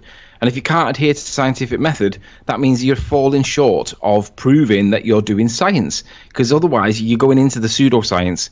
So that's the standard. If you can't accept that standard, then don't come to the debate. It should literally be, like when you join Hangout and it says, like, these are the terms of service. Do you realise this and that? You should literally have to get people to sign these things that say the standard of evidence in this Hangout is science. If you can't stick to the definition of science and not wander into the pseudoscience category, then you can't come in. It's literally that simple, and that's the way it should be. It should be based on science. Okay, so I've added a couple of moderators today, so I've given moderator status to Toadie and Trish Blythe. I hope you guys look after the moderator's status very well. I've been watching you for the past 20 or odd shows, and it seems like you're all very fair-handed, so I'm giving you the moderator status simply so that you can keep the chat under sort of like reasonable chat terms, chat conditions. If people are literally being vile, time them out. That's your jobs to do that. But I would expect that you would use these moderators' statuses very carefully. Let me respond to Daniel Dope Neil. He says, Ranty Flat Earth, I've literally sent Riley tons of research. I don't know where this tons of research is, but anyway, they bury 5 tons of lead down in the ground and move a gravimeter over it to measure the force. Newton predicts it perfectly. Right, I want to see that evidence. But what I would remind you is that gravity's not a force. Dope Neil. So if you're going to bury a load of lead underneath the ground and then move a gravimeter over it, well, what is it you're measuring if gravity's not a force? Are you trying to say that Albert Einstein's wrong? Are you debunking Einstein? I look forward to that. So I don't know where you've sent that evidence, but can I see it? If you can't get it in touch with me, do it through Ranty. I'd love to see the evidence that demonstrates 5 tons of lead being buried and then a gravimeter measuring it, because due to the if you're going to argue that 5 tons of lead is enough to demonstrate a statistical measurement, an actual measurement, compared to the differential between the size of the Earth and the tonnage that it's supposed to be, I'm going to say that 5 tons of lead compared to the overall mass of the Earth, you're never, ever, ever going to notice the difference, because it's going to be absolutely minuscule. So if you think that that's credible evidence, Dope Neil, bring it. Let's see it. Present it and tell us what it proves. Otherwise, it's just stories. So Ryan Edison says, good picks for moderators. So I hope so. I've been paying attention to the chat. It's quite difficult to pay attention to the chat, do all this format as well. But from what I've seen, these guys seem to be quite. I say guys. Okay, these people seem to be quite reasonable. So enjoy the mod status. Well, we got 90 watching. That's pretty cool. Tony, what? Shout out to Trish Blythe. I've not seen her for months. I don't know where she's been. I've not seen her for ages. I've seen her quite a lot, actually. She's been a lot on. Mind you haven't done many live streams recently, have you? So, but she's been on, I think, quite a lot of mine. So that's cool. Spurs Chemo, he's ready. So should we add Spurs to the chat? Only if he doesn't start talking about gas pressure. Oh well, I have a feeling that might be the case. We'll see. I'm going to kick those. No, we're not don't gas pressure. Do that. But let's see whether or not. I actually want to talk to him about yesterday, actually, and what's happened this week. So on Nathan's. So I'm going to add him because I want to hold his toes to the fire with that.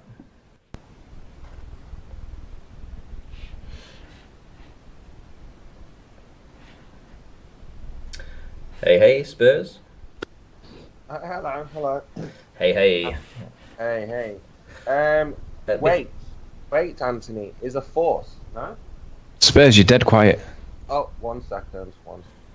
Hang on, before we get into this bit, Chemo, I want to ask you a question. So, yep. This week, you've been going on the echo. Oh, 1 sec, I'm just trying to adjust my volume. Jeez. Is that better? Let's see. Yeah. No, we've got an echo still. Still echo? Yep. Hello? Yeah, that's better. I'm not hearing it now. Mind you, you've muted yourself. That's probably why we're not.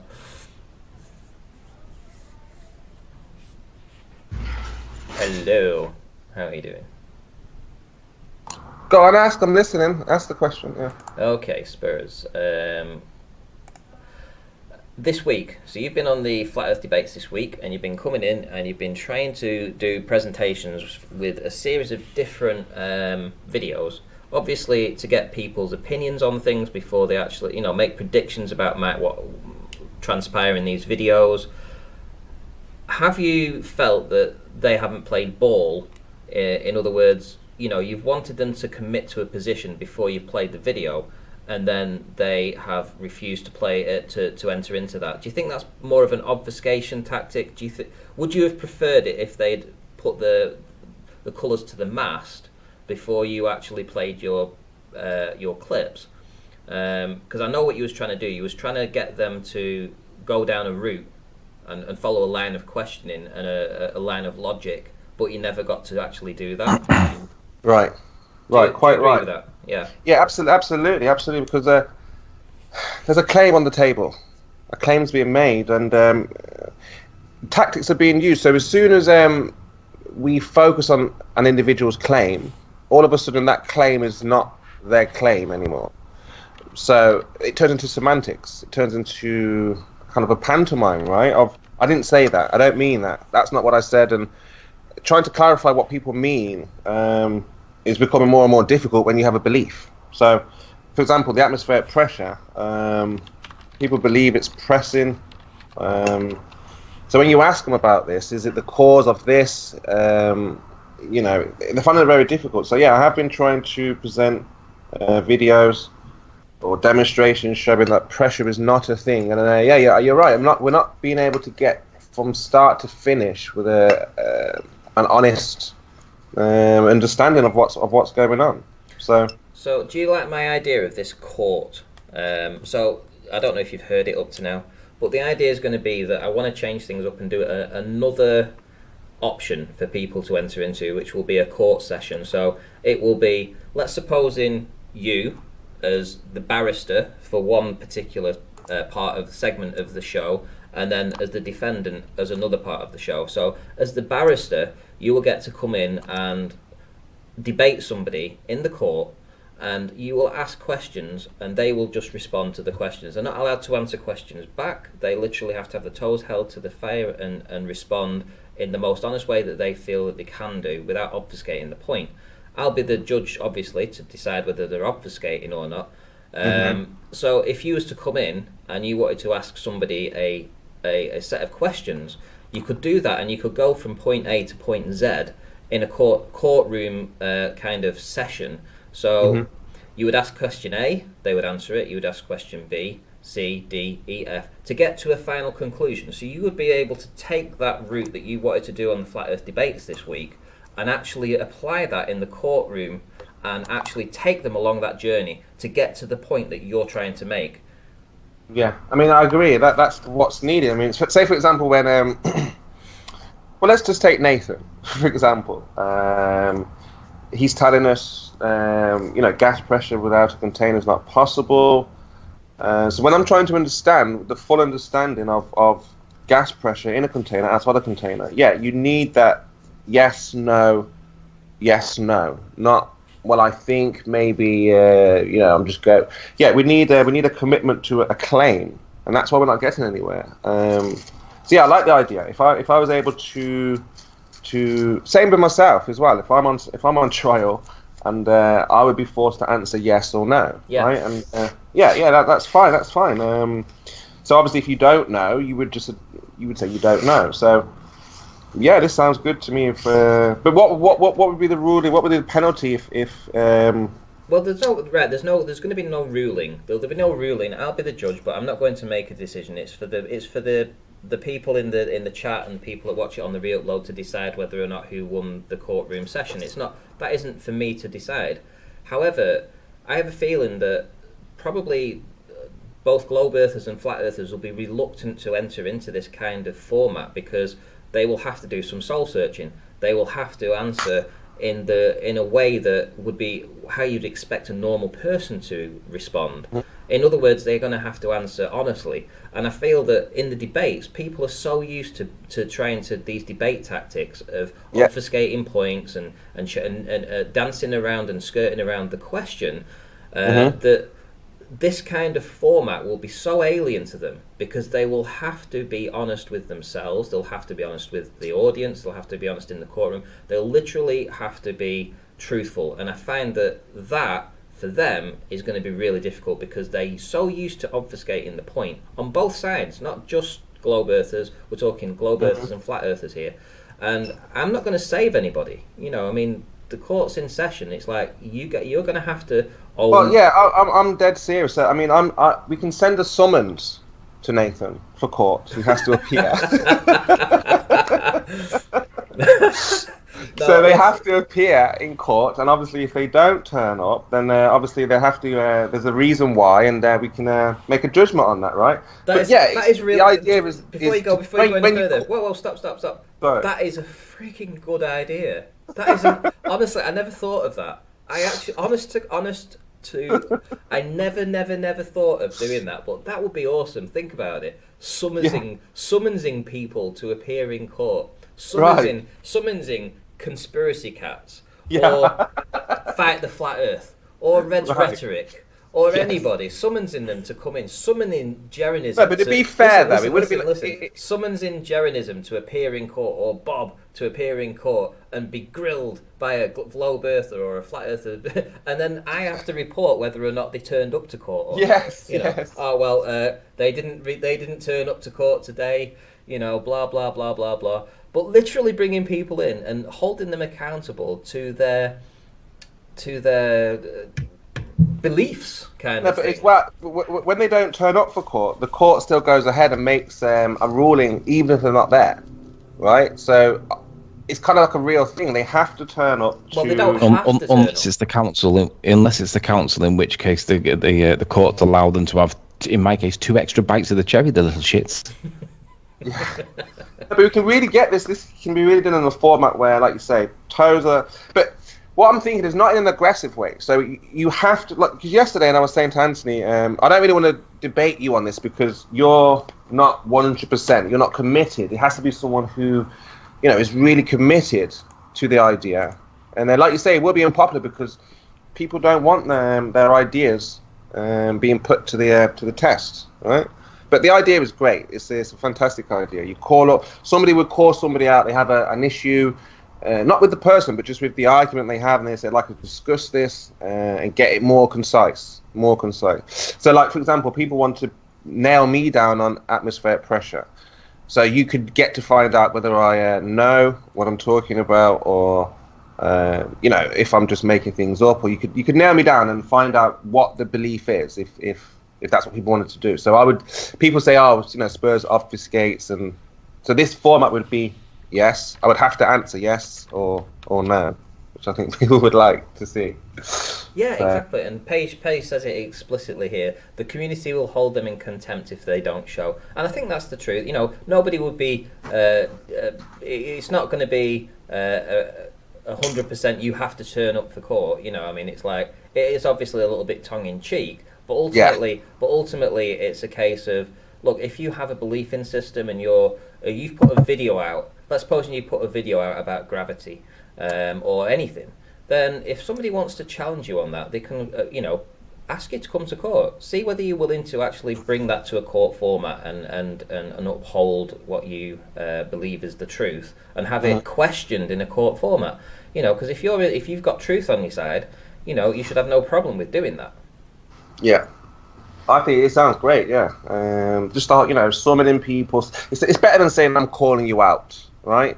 That's like a little bit, you know, YouTubey. But summoning somebody, you know, they'll take it a little bit more seriously, hopefully, and yeah, just put their evidence forward of whatever the case may be. But, I'm glad you actually said that, because I wasn't actually thinking along the lines of the summons, but you know, I was thinking more along the lines that people would just agree to enter into a court debate in that sort of format, with having to have the toes held to the fire. Let's begin. Can but- I summons Nathan now? Not today, not for today, but arrange a court date where yeah. Okay. This is how it should be. There should be a summons ability for anybody to be summoned by anybody. It should be that you can say, I want George Netanyahu on this topic, pick a date.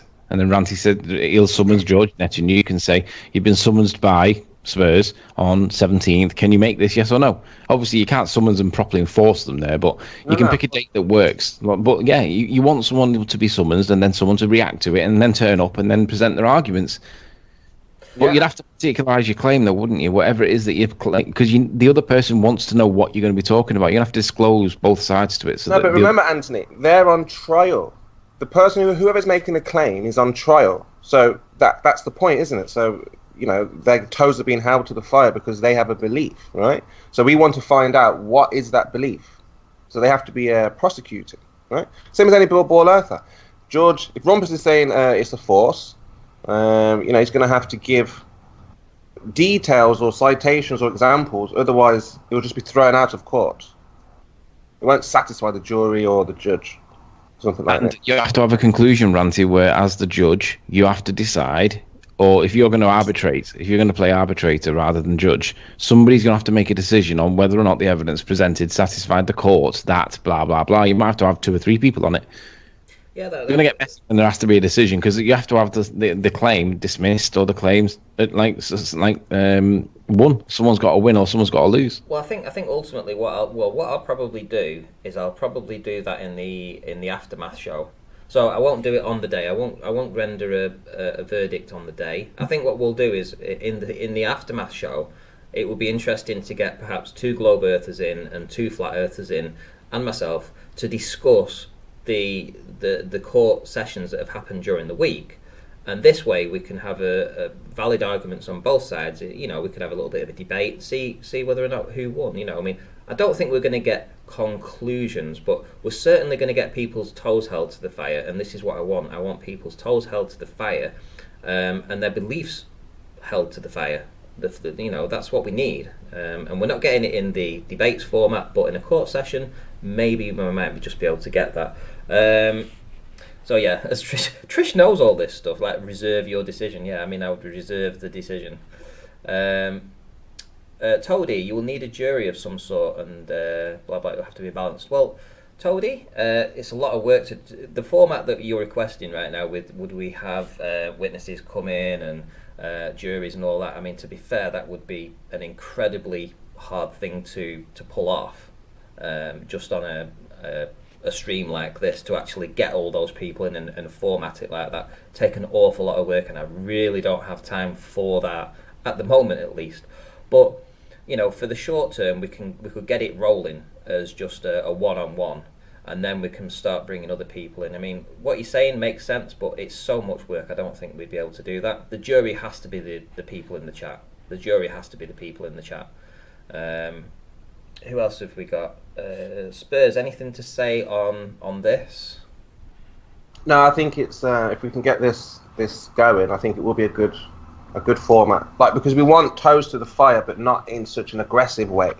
We just want to ask questions and get, an answer and a concession. I think it's about a concession. So, Secret G says, if a defendant does not show, you could levy a fine. No, we'll leave that to Arwin, who charges people for wrenches and $20 to unban them. Oh, Craig, yeah. Oh, right, okay. So, yeah, we'll leave the fines for Arwin, and for me, definitely not the case. But you wanted to call out... No, I'm not calling out Nathan. I'm summoning him. This is the difference, you see. And that's just an invite. It's an invitation, isn't it? It's not flat a demand. Flat on flat. You're a flat earther, Nathan's a flat earther, so you want to summons a flat earther to court. Is that right?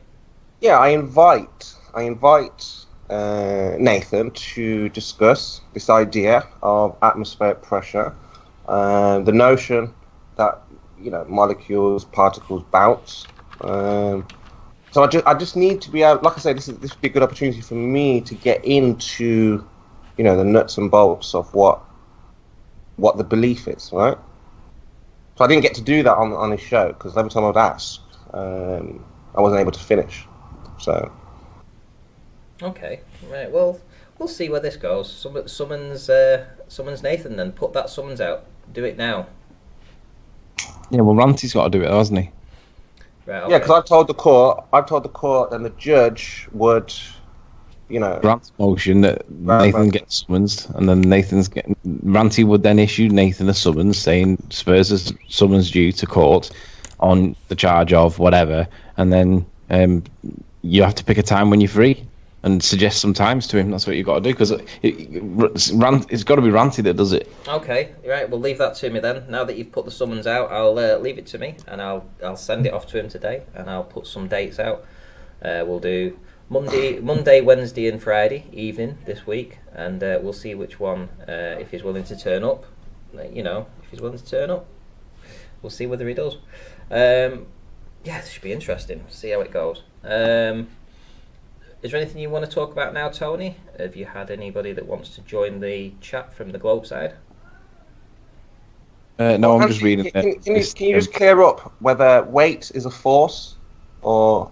Well, Rumpus claims that mass is not a force, weight is a force, and the only difference between weight and mass is the little g in the mathematics. Mass is just like the measurement of how heavy it is, whereas weight is an acceleration due to the force of gravity. But we know that gravity is not a force, so the little g part in the mathematics can't be valid because gravity is not a force. Right. So either scales are measuring mass as a force, because that's what he claims they do, Rumpus that is, or the scales are not a force measuring device. You can't have it both ways. I'll challenge and summons Rumpus on that point. So Ranty, you've now got two summonses to issue. I summons Rumpus to demonstrate why he believes that that scales are a force measuring device, to present his arguments for it, allow me to respond to the points that he makes, and demonstrate that scales cannot be a force measuring device because they're a clear contradiction of science. There's the summons for Rumpus. Is it granted by the judge, Ranty? Right. That's the most important. One second. Let me get this written down. I have to listen to this, Ranty. I was really concise with my particulars of my claim there. So let me do it again. So I'll just speak it so that you don't have to write it all down. So, right. My challenge to the Rumpus is that he claims that scales are a force measuring device. Force requires an interaction, a push or a pull by definition. If scales are a force measuring device, we know that the weight associated with mass does not have an acceleration due to gravity, but they do register a weight on scales when you measure that weight. But we also know that Albert Einstein says that gravity is not a force. So when Rumpus says that mass is not a force, but weight is a force, the little g part of weight isn't a force. So either scales are measuring mass as a force, contrary to Rumpus's assertion that mass is not a force, or scales are not measuring a force at all. So Rumpus is in a clear paradox. He can't have it both ways. So I want Rumpus to demonstrate that scales are a force measuring device by applying current science. And I will assert that Rumpus will fail to demonstrate that scales are a force measuring device because he's in a clear contradiction with Einstein. So he has to either debunk Einstein or he has to accept that scales are not measuring a force by definition. Okay, Beyond the Imaginary Curve has joined and says, define pull. So essentially that's what you're... That'll be what Rumpus has to do, because that's the definition of force as per his argument, as a force measuring device. So the definition of force is an interaction, a push or a pull. So if Rumpus would like to define push or a pull, that'll be for him to demonstrate. Okay, so I think people are confused on the force. So we have a negative force, we have a positive force. They're both forces, but they do the opposite thing. So if you have a definition of push, which would be an applied force, pull would be the opposite of that. So you would have a contraction. Yeah. And as Toady says, Toady's making some kind of claim in the chat. Again, you only get 200 words to write in the chat. There's nowhere near long enough words that you can write and type faster. You can't type faster than you can talk. So, this is why we need this kind of format. So if you do think you have an answer for that, obviously I assume that the Rumpus is probably going to say the same sort of thing. But let's, rather than just having it said in the chat, let's have it in the court and let's see whether or not, toes held to the fire, it stands up to scrutiny. And if you've got 15 minutes of Tony asking the Rumpus questions without the Rumpus being able to obfuscate the point and move away or change or deflect or answer questions back, he just has to sit there and answer the questions. Answer them, that's it. Nothing else. Just be the victim for 15 minutes. And then we'll swap it around. We'll put Tony in the hot seat. And then... Is Rumpus now? Sorry? Is Rumpus in chat now? I have no idea. No, it's not.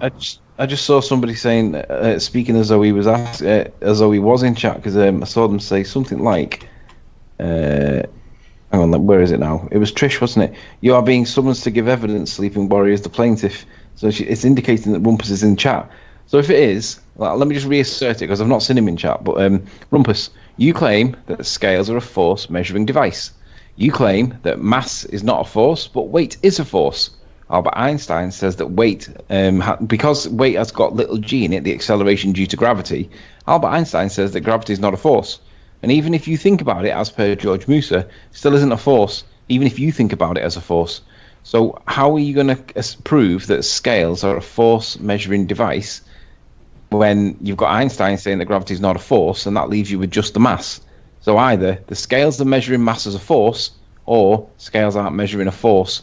So which one is it? You're in a paradox. Let's present your claim to support the assertion that you make that weight is not a force, and gravity is a force, and that scales are a force measuring device. And no name calling and no swearing. If it's a question, right? I can't see the reason why somebody defending that question won't be able to just answer it. So if you turn around and then start doing like the Rumpus, you just don't understand, or you don't do this, or you're a moron, or whatever it is that he chooses to call, I'm not going to allow that. I'm going to, if he says it, I'm going to say... Contempt court, Rancy. Yeah. Contempt, yeah. You could never do that in a court setting anyway. So I'm going to pull him back on that, I'm going to rein him in, and then I'm going to get you to ask the question again. And then I'm going to pull him back and rein him in, and then if he says it again, I'm going to make him answer the question again.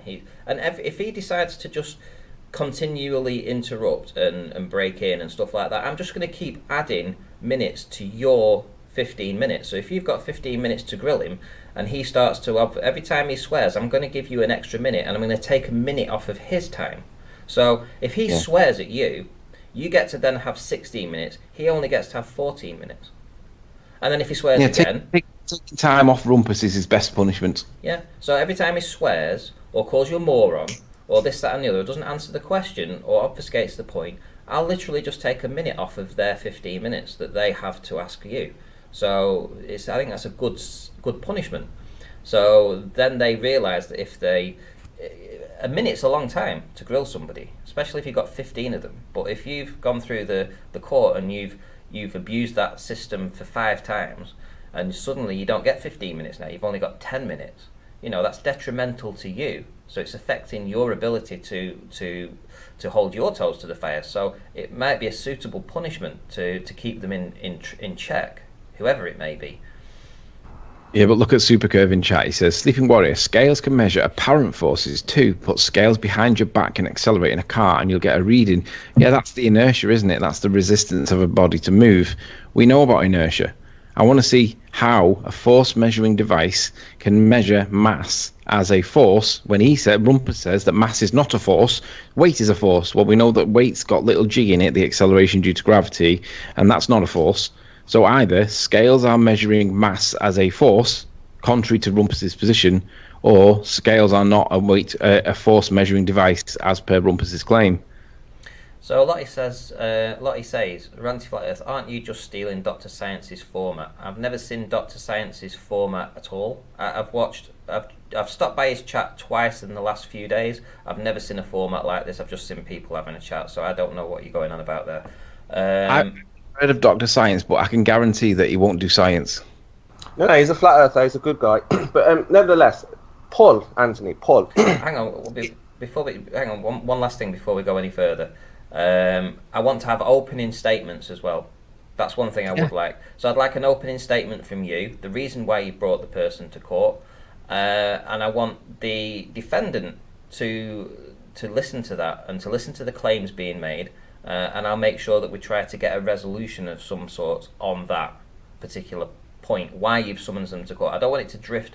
I don't want you to take somebody to court on gravity and we end up talking about Coriolis effect, you know? Yeah, so let's change the word like defendant and stuff, because that sounds too formal. Let's call the person that's questioning stuff the critical thinker, whichever side that they're on. Call them the critical thinker. It's challenging the person making claims. Instead of being a claimant and defendant, let's say it's critical thinker and then scientist. I don't like that. I don't like that. Oh, okay then. I don't like that. I think claimant and defendant is probably right, and then we'll swap it around, you know. So you can bring someone to court, and you will obviously be the claimant, and the other person will be the defendant. But we will also get to reverse roles during that session, where the defendant also gets to grill the, whoever. Yeah, it's going to work. I like that defendant. You know? It's good because, for example, you've got Dal saying there's no pull. That's a claim. You've got Nathan saying there is atmospheric pressure. So the claim. So Dal says, what was that? Dal says what? Dal says there's no pulling force. Well, just because Dal's never pulled before doesn't mean that we all can't pull. Hang on, calm down. Calm down. You can listen, Tony. Let's be bigger than this. You know. Let's move. Yeah, no, I know it's funny, but let's move past all this. I want to, you know. I'm sick of seeing infighting, and I don't want to continue that. Hang on.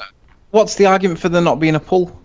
Right. So this is the claim. The claim is what is the mechanism for pulling, and there is no such thing as a pulling force according to Dal. Now again, the same as when I went into Nathan's, I was trying to present demonstrations of pull. Couldn't get 2 or 3 more words out. Was interrupted. And they just left. I just left with they still having their beliefs. So again, this is the type of format where they have a claim, and then I would be able to question their claim of no pull. Well, what do they mean by no pull when it can be demonstrated there is a pull? And what do you mean by atmospheric pressure when it can be demonstrated there is no atmospheric pressure? Sorry. Let me just interrupt a sec. Rumpus is in chat. I want to speak directly to Rumpus, right? He is, yeah. So Rumpus, you claim that scales are a force measuring device, but you also claim that weight is a force, mass is not a force. Well, Einstein says that Einstein says that gravity is not a force. And even if George Musa tells you that you can think of it as a force, there's no interaction. It can't cause anything to do anything. It's not a force. So either you're going to debunk Einstein by showing that Einstein's wrong, because you need to demonstrate how mass that goes on a set of scales is not a force if scales are a force measuring device, or you have to concede that scales are not a force measuring device as you claim, because you're in a position of direct contradiction. You can't have it both ways. Either scales are a force measuring device, therefore mass must be a force, or scales can't be measuring forces that you claim. Which is it?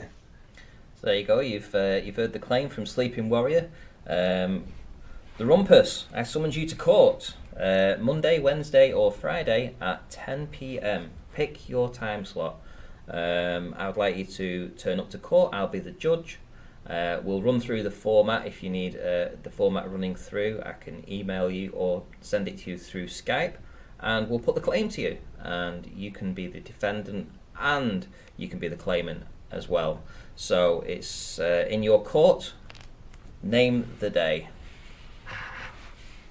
Monday, Wednesday, or Friday. Because I know he loves to debate. So can we get into this pull?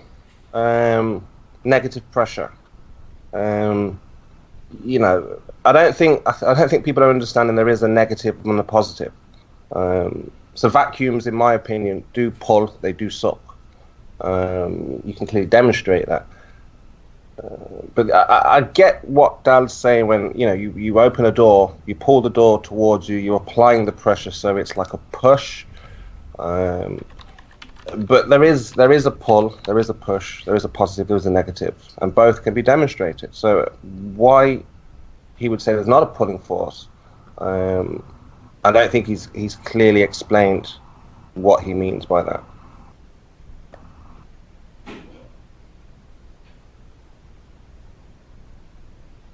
Okay, still waiting for the rumpus to respond.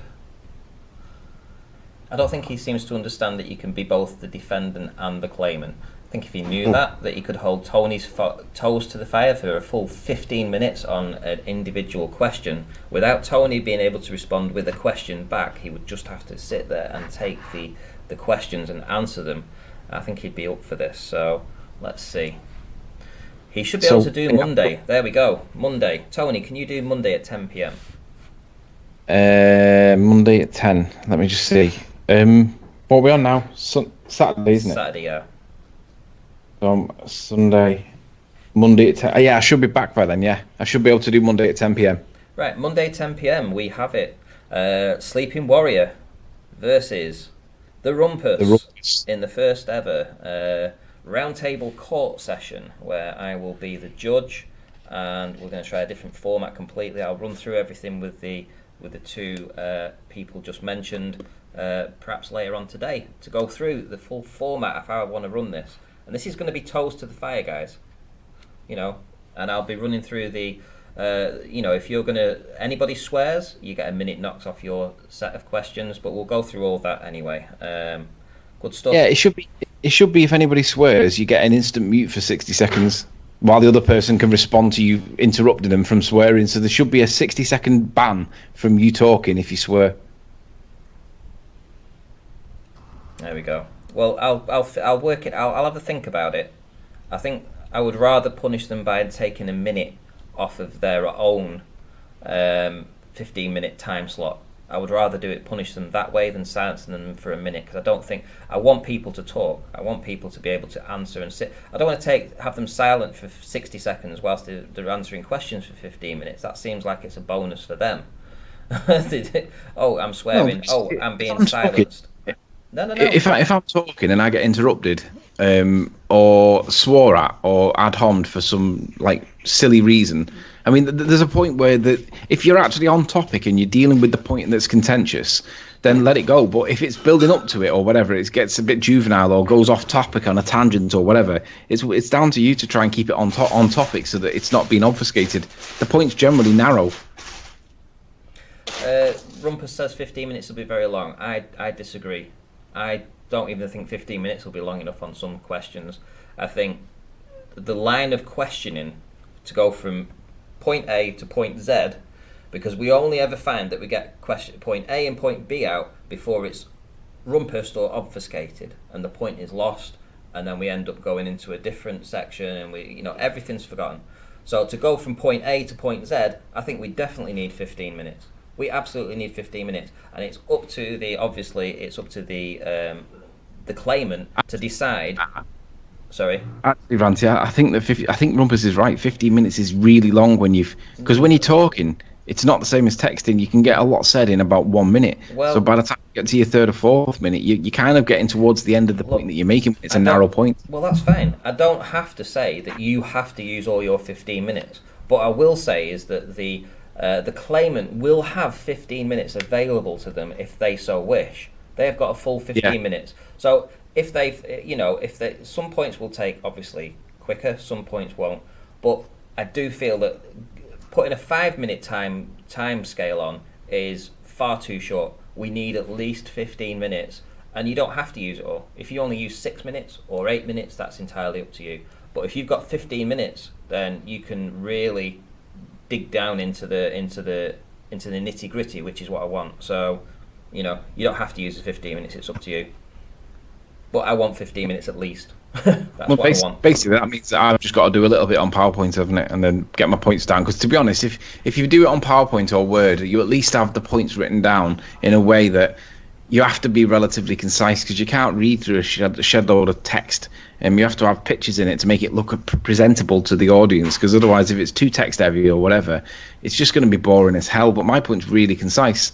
Basically, you can't have a scales as a force meter if mass isn't a force, and you claim it's not a force, Rumpus. So what's going on with mass when we know gravity's not a force? So who's presenting? Spurs, I am. You're presenting. I just want to show Dal, if he's looking, if he's still here. The pull, the suction, the force that he's looking for a definition of. So you're sharing my screen at the moment, yeah? Yeah. Take your time. Go through it. So we can see that he's putting a cup on his back, and we can see that the skin is being pulled up. There was no pushing action. Obviously, he's applying a force to the syringe. Yes, that's understood. But what's happening here, he's not pushing his skin into the cup. That would be impossible, right? So there has to be a pull, which is happening here, which is lower temperatures is being created, a lower pressure. And as I've been trying to explain, the cold will pull, as we can see there. So I would like Dal, possible, to explain the push in these cups here, if that were possible. And of course, yes, he's. Some people might say, as he's holding the syringe, he's pulling back. But yeah, I mean, I can agree with Dal to a certain extent. He's applying a force on the syringe there when he's holding it. But nevertheless, he's still pulling the skin up. You see, very difficult for the. Yeah, but Spurs, doesn't this also work against you in the pressure argument? How so?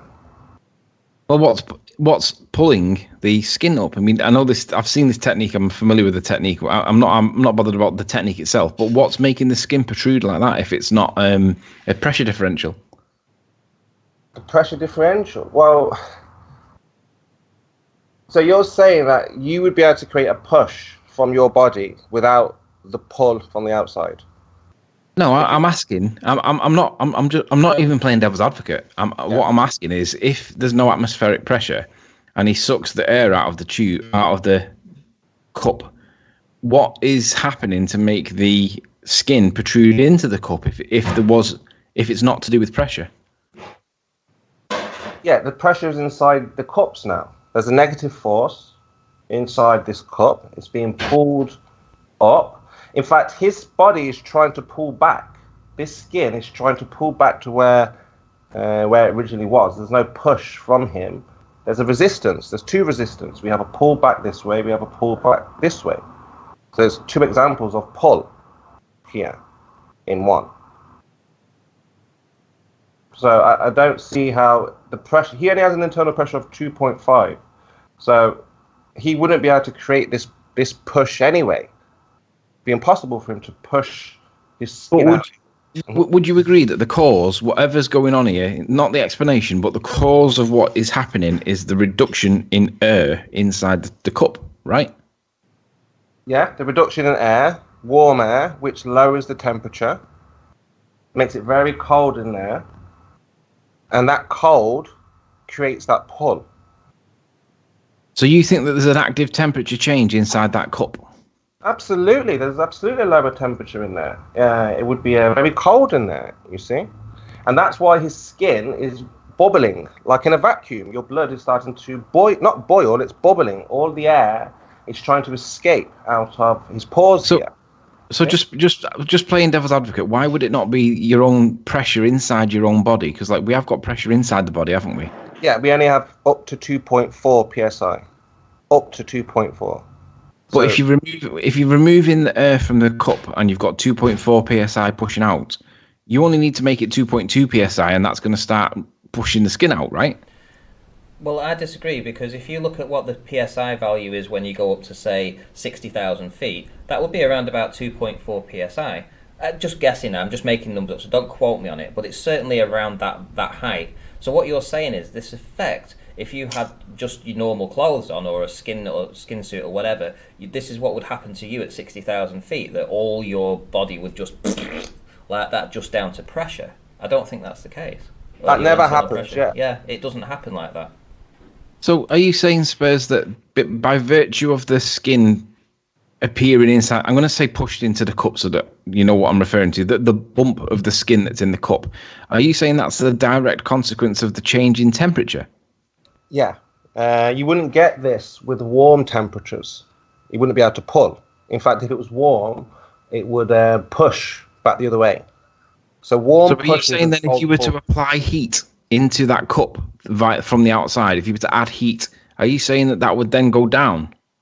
Yeah, it would reverse. It would. Yeah. If he, of course, that's what happens when he puts air into the cups. That will push. That will be another pressure, and that will push that back the other way. Okay, so I could then equally say to you, I don't think you could demonstrate that if you were to get a suction cup like that and get your skin like that and then apply heat into that area, like magnifying glasses or heat lamps or whatever, I don't think that you could make that suction remove itself just with heat. Yeah, it would. Over time, it will heal. It will... Oh. Yeah, well, why don't you... Hold on. So if he was in cold temperatures, freezing cold temperatures, that would take longer to heal, right? But if he takes those cups off where the air is warm, you see. All right. So I'm gonna call bullshit. I'm gonna say that temperature's not causing that. I'm gonna say it is the removal of air. But if you're gonna say no, that's causing the temperature, I'll say okay. Apply temperature back to that scenario and see if you can get that suction to remove itself. So if you're saying you do the reverse, you add warm air to that cup, what do you think will happen? I'm saying nothing will happen. I think that if you add temperature to that cup, it'll stay the same way. It won't cause anything. Well, how can it not? If you add air to that, if you pressurize that cup, how can it not? Because the thing that he's manipulated is removed the air from the cup, right? Mm-hmm. So if you're going to say he's actually reduced the temperature, I'm going to challenge you to demonstrate that, because you can do this. You can do this yourself. This is repeatable. We can do this, right? Yeah. You can get a cup, make a suction like what he's done, but then apply heat back to it in whatever form you want, as long as you put heat back into it, and then see does it fix that. And I don't think it will. Yeah, it will go down. Obviously, it's swollen. Hold on. So you've damaged the skin, Anthony. It's not going to. It's not like the suction cups, the pads inside the vacuum chamber, was it? It's not like that. No, hang on. Wait a minute, guys. Let me intersect. Spurs, you've just said something there that you know it would. Well, Sleeping Warrior is quite correct. You know, until it's demonstrated that you can sort of like heat that area up to warm the molecules inside that cup to then reduce the effect on that skin, then you're never going to know. So he's made a completely valid point there. You know, so just you saying yes it would isn't performing the experiment or the test that Sleeping Warriors just said you should do. You know. Yeah, so no. Hold on. Hang on, no, Spurs, listen. If your claim is that by removing the air, it's actually caused the temperature to drop, then put the temperature back in, add energy back to that scenario by heat, and then see does it reverse the situation that you've just caused. And if it doesn't reverse it, then it's not being caused by temperature, is it? Hold on. Yeah, exactly. Yeah, that's a. You know, there's no point looking for. Wait a minute. Hold on. No. This is the same thing, Anthony. Spurs. Just listen to me, please. Right. You know, Sleeping Warriors just made a very important point there. You can't go to another experiment and say, oh, because of this now. No, that's a very good point. You know, you need to warm the molecules back up on the cups to see if it reduces the pull on those suction cups. That's it. You don't have to go to another experiment to make your point. I'm demonstrating it now, though. Look, so the same thing. You're not. Is it not possible, Spurs? Just consider that you might be wrong, and just consider that you might be correlating temperature with pressure differential, correlating but not causing the same criticism that we give for all the bowlers. Right, you asked, will that bruise go back in if you add warm air? So essentially you're saying this box is on the suction, it's sucked out the man's body, and now you're asking if you change the temperature, so now it's cold in here, you're saying if I add warm air, what will happen? And I'm going to show you. If you add warm air, if you increase the temperature, No. Remember, this is not You're skin. not going to demonstrate that you're adding warm air. I What can do you mean? argue, Spurs. Listen, I can argue equally and oppositely that what you're actually doing is removing the what's it called? Is it called the Ambient phlogiston? air temperature and then replacing it with ambient air temperature. Just hang on. I'm going to argue, Spurs, equally and validly that you're removing the phlogiston out of that cup. And then when you remove the air back into it or do the air back into it, you're adding phlogiston back into it. And we know that phlogiston's a made-up chemical compound that didn't actually exist. They got it wrong.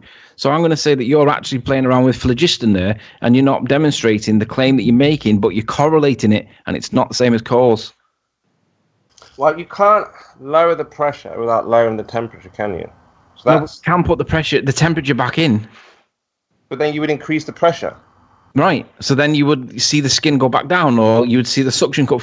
Apply a hairdryer to that, and what do you think is going to happen? No, again, you would inside the cup. You don't need to apply a hairdryer. You don't need a hair. It doesn't need to be that hot. It just needs warm air and Right, pressure. demonstrate it then. It's right here. Here's the suction. This has been pulled out, and now he's applying warm air, and look what happens. Exactly the same thing. Where's he applying warm air? He's putting the air back in. So what's the? So you think he's applying cold air? It's warm, and I'm saying it might be, but you're not proving it. You're correlating it. So add temperature and prove it. Otherwise, it's not true. So you want to see the temperature drop in a vacuum chamber? No, I want to see that if you're going to remove the air from the scenario with the suction cups, Mhm. and you think that it's actually causing a reduction in temperature, I want to see you put temperature back into it and prove that the temperature was the cause. Because I don't think it'll do it. I think that if you add the heat with a hairdryer, it's not going to cause the suction to be removed. No, because the hairdryer around the cup won't do it like that, will it? It has to be pressurized. Yeah, but there you go. It has to be pressurized, so it can't be the temperature then, can it? No, in the container it has to be pressurized. Right, but that's not your point, is it? Yeah. Your So point is if pressure, you it's remove, temperature. yeah, but if you remove the cup, the temperature will affect that saw, and it will take longer because it's not such a high heat. But remember, it's skin. Look, this will happen immediately with rubber, but you're asking me to show with skin that will go straight back into the body when skin can be damaged and broken. This hasn't broken, has it? It's kept its form, and it's rubber. It goes in, it goes out. It's made to do that.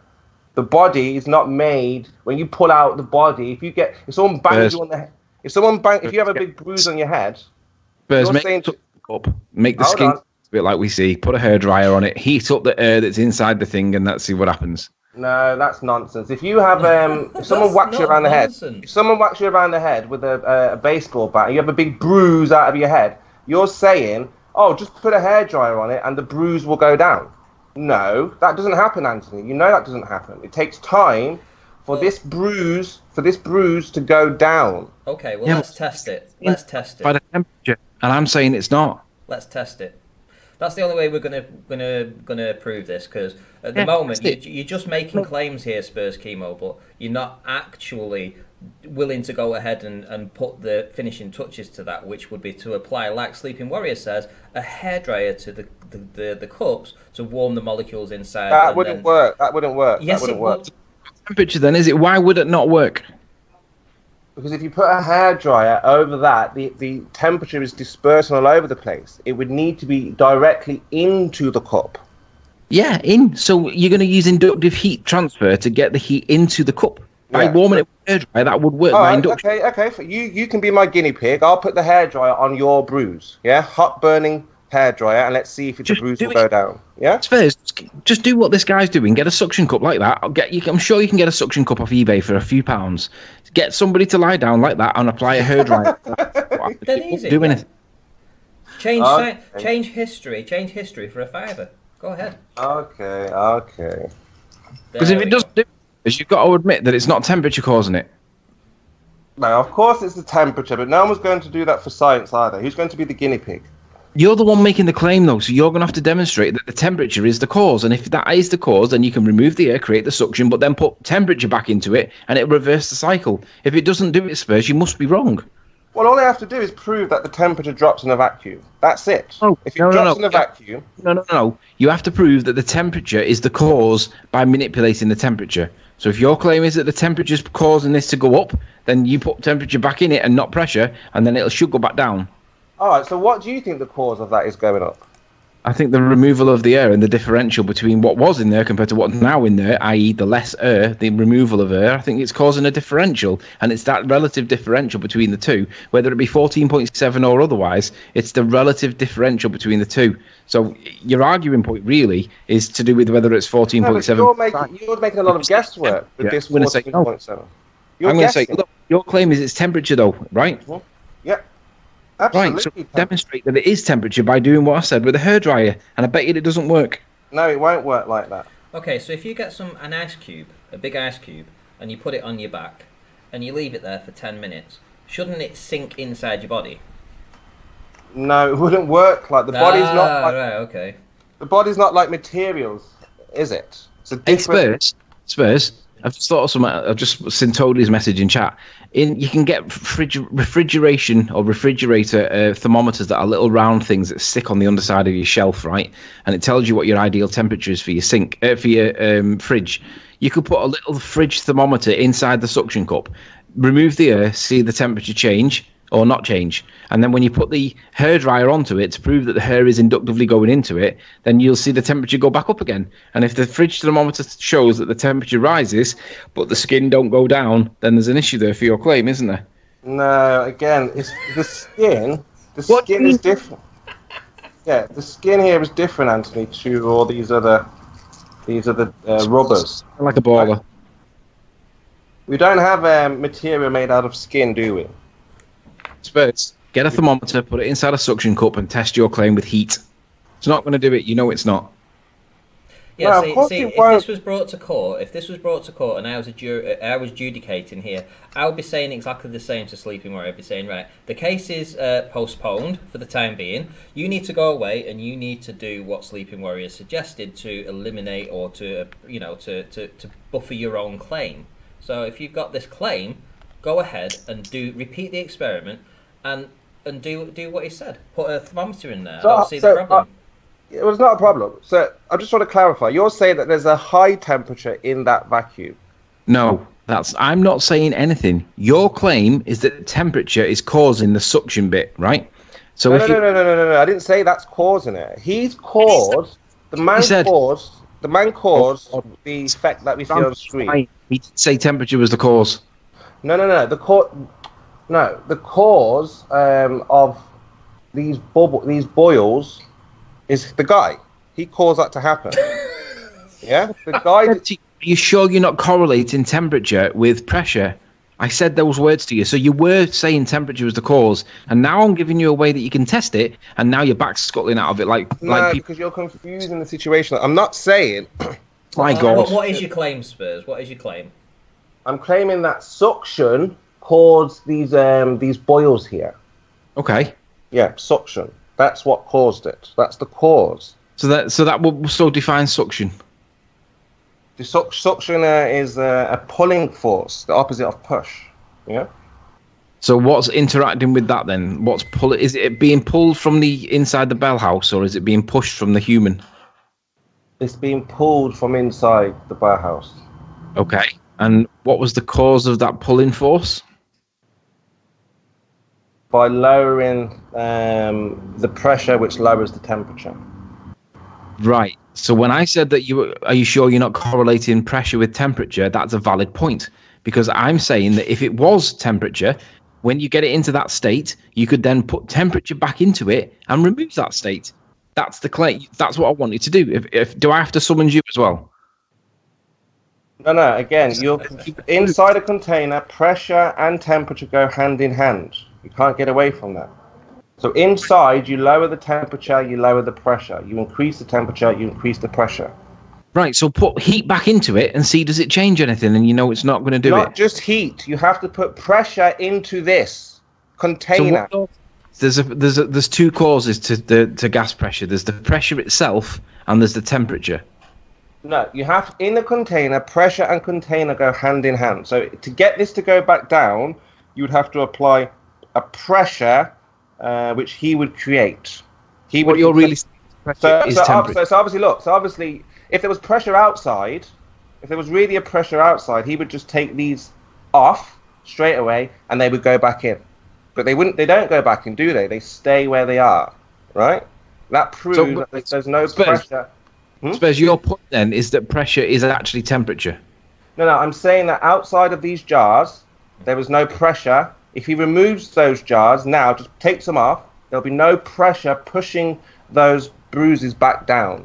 That's my claim. So you'd have to show me that when he removes those, that they would go back down because there's pressure pushing on it.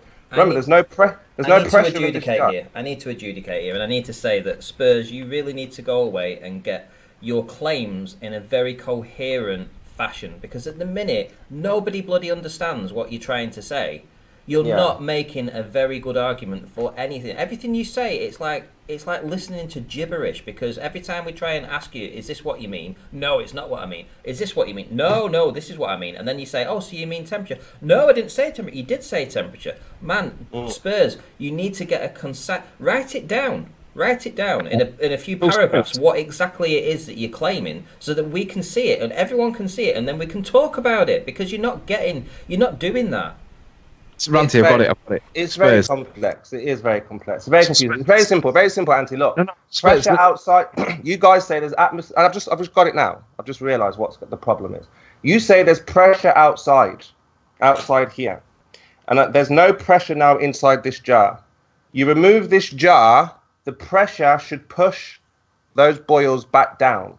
So that's very clear. That's very clear. Can't get any more clear than that. Pressure outside. No pressure inside. Remove the jars. The pressure should push the boils back in. I've got to go now as well. So, I've listened to what you said, and I know how I can prove that you're not right. Yeah. You said that pressure and temperature are intrinsically linked, correct? Yeah. So when the cups are in this position and the skin's sticking into it like that, if pressure and temperature are intrinsically linked, and you add temperature, the pressure should increase inside, shouldn't it? Inside, yeah. So you increase pressure, you increase temperature. No, if you increase temperature, you must also increase pressure as a byproduct, correct? Yeah, absolutely. Inside this container, yeah. Right. So if you apply a hairdryer to that glass, it will input heat into that area, that cavity. That will raise the temperature inside, and you can measure it with a small fridge thermometer to prove that it goes up or not. And then if the temperature goes up, but the skin doesn't go back down, then it isn't. Temperature's not causing it, is it? And maybe temperature is a consequence. Okay, fine. I agree. Yeah, I'll look at that claim. Get the hairdryer and try and heat it up. But it's not a claim; it's a challenge. Yeah. I'll have a look at that challenge, but that's not what I'm asking. Okay, so what I'm saying is that there is no pressure in this jar, and there is high pressure outside, is what you tell us. And I'm saying that if he removes this jar, all of the high pressure will just push that boil back into his body. If that's the claim. If you're saying there's pressure out here, then the pressure will push these boils back in. Yeah? That is what, if he removed the bellhouse jar now, that boil would go back into his skin. Yeah, that's what I want to see. So if you can show me that he removes the jar, let's have a look. So if he doesn't remove the jar, so when he removes the jar, you should show that they go straight back in to the body because of all that pressure. Yeah? Yeah, they will do. Yeah. Straight away. Just as he pulled them out straight away, they should go back in straight away. Yeah? Why do you think that they wouldn't do that? Well, I don't know. Can you show that they would go back in straight away? Yeah, because if they didn't go straight, what do you mean when you say straight away? Do you mean like instantly? The time he took to pull them out should be the same time to put them back in. That's what you're saying, yeah? At the time that he made these, the skin itself, it's going to take. It took him 30 seconds to pull that out, and now when he removes that cup, it should take 30 seconds for that to push back in. And you don't think within 30 seconds that skin will go back down? What?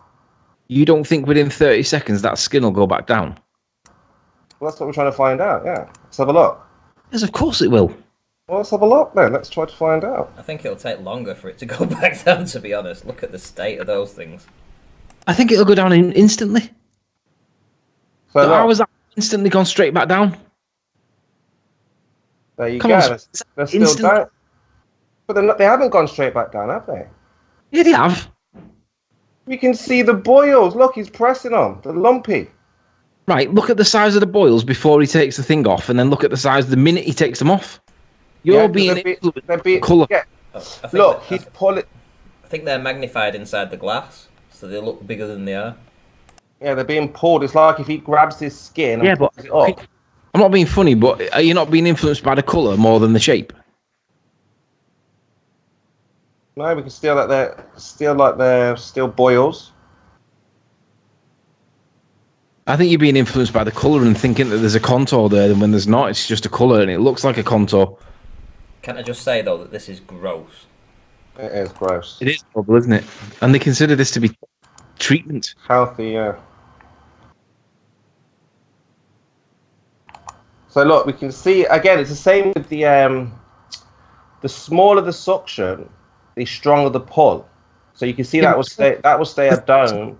There's no mountain there anymore. I mean, look at that one that's like. There's one there that's more lateral. It's at the top of the top middle. No, top middle. The big one, top middle. No, left of that. That one. That one is clearly well into that. It's well into that container, isn't it? When he takes that one off, that instantly goes flat. It might be coloured and it might look like there's some contour there, but it's clearly not. It's inside the cup, that isn't it? Virtually full. Yeah. Instantly it retracts. Yeah, it's like someone pulling his skin, like pinching it and pulling it up. Yeah, but where's the contour once it's been removed? It instantly goes back. I wouldn't say instantly being pushed back in. I would say that's the return of equilibrium, Spurs. The pressure is causing that to no longer have a suction, a disequilibrium, a differential. We haven't pulled the one off yet. I mean, look at the one top middle now. That's basically full, that. So, yeah. No, not that big one. Them two big ones there in the middle, they are virtually full. Instantly they go back. They're not going back, are they? Again, the bigger the circle, then yeah, obviously. But the smaller the circle, the stronger the suction. Look at these domes. Domes all over his back. To me, Spurs, it looks like them dome things are pretty much full. I don't know whether they actually are. It might be an optical effect, but they look full, and it looks like the minute he pulls them off, they instantly go flat.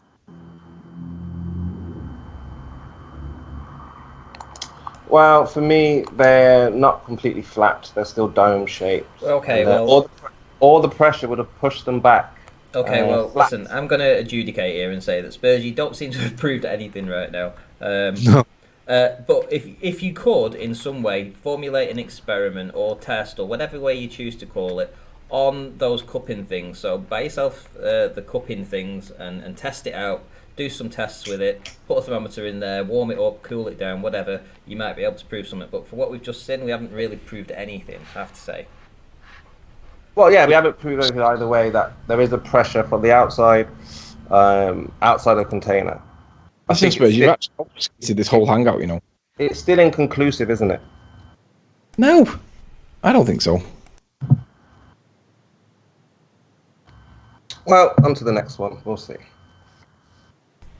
Okay, so we've got a call out anyway, so I think I'm going to round up. We've had Sleeping Warrior has called out the Rumpus, so Sleeping Warrior and the Rumpus will be in court Saturday, 10 p.m. BST on Monday.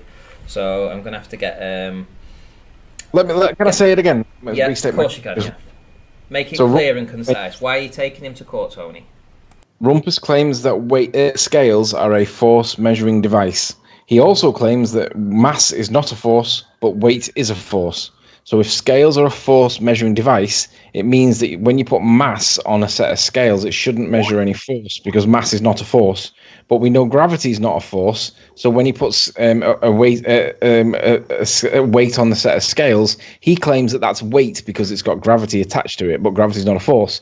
So what he's doing is putting mass on the scales, but scales are a force measuring device. That put to be in clear contradiction of his claim. So it's either scales are not a force measuring device, or mass is indeed a force. It's one or the other. You can't have it both.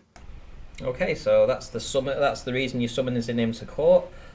He will obviously get to grill you as well, so it's not going to be just a one-way system here. So obviously, as you're bringing him to court, we'll give you the option to be the barrister for the first 15 minutes. The Rumpus will have to answer questions for 15 minutes, which is agreed to, and then we'll swap it around, and we'll let the Rumpus have his 15 minutes with you, and you have to answer as honestly, as soul-searching as you can, and be truthful and honest. That's what I want. Right. Anything to say, Tony, before I round up? Hey, it'd be interesting to consider the possibility of swearing on either the Bible or the Quran or whatever. To be honest, because if there seems to be a thing with when Buzz Aldrin punched that guy because he refused to swear allegiance on the Bible or whatever. Maybe we should have a statement of truth where you swear on the Bible that you are being honest.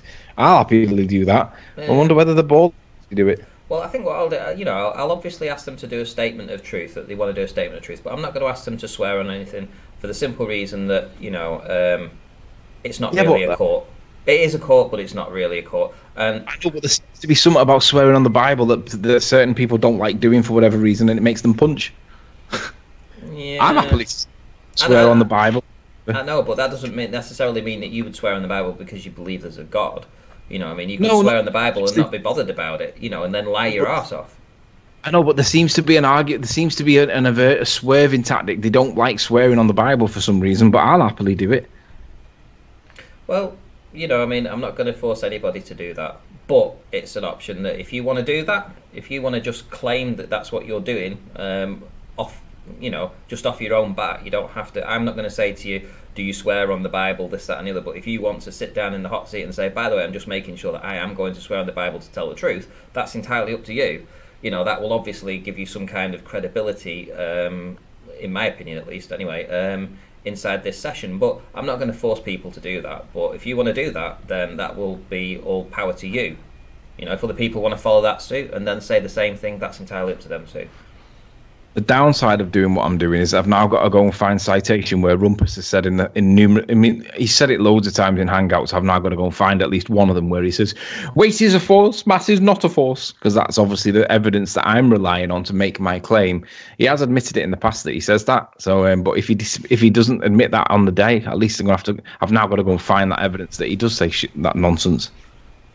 Okay, yeah. AJM says why not Ranty? Well. Because I just don't feel comfortable in doing that. But people can make their own minds up whether or not, if people decide to actually volunteer to do that, will their witness testimony be any better or worse or less credible or more credible? It's all down to the person. So if the person feels that that's what they want to do, to be honest, completely honest, and they want to then put their hand on whatever it is, the Quran or the Bible or whatever, then that's entirely up to them. And if not, they can just enter it and just do it as a normal court session without having to swear on anything. It's just entirely up to them. I'm not going to force people to do anything they're not comfortable with doing. Right, so with that, how long have we been going now? 2 hours. Right, thank you very much. Had a few super chats earlier on as well, so thank you to all those people. I think I shouted everybody out. Aaron was one, Paige was another. I can't remember anybody else, but I'm sure there was, and I just can't remember right now. But thank you very much for the super chats.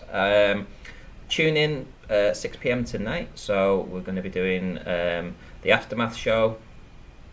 So that will be there. I've got a guest coming in, a globe earther coming in. I might try and get a flat earther in to even the score, and we'll talk about this week's stuff and the things going forward. And then I'll be doing a presentation this evening again at 11 p.m. BST London time. So 11 p.m. tonight I'll be doing an hour's presentation on optics. So tune in for that too. Tony, anything to say before I round up? Yes, Randy. Thank you for having me on your stream today. Right, yeah, thank you, Tony. And with that, I will say a goodbye. I think Arwen will be starting in about half an hour, so tune into that. And I'll see you all in the next one.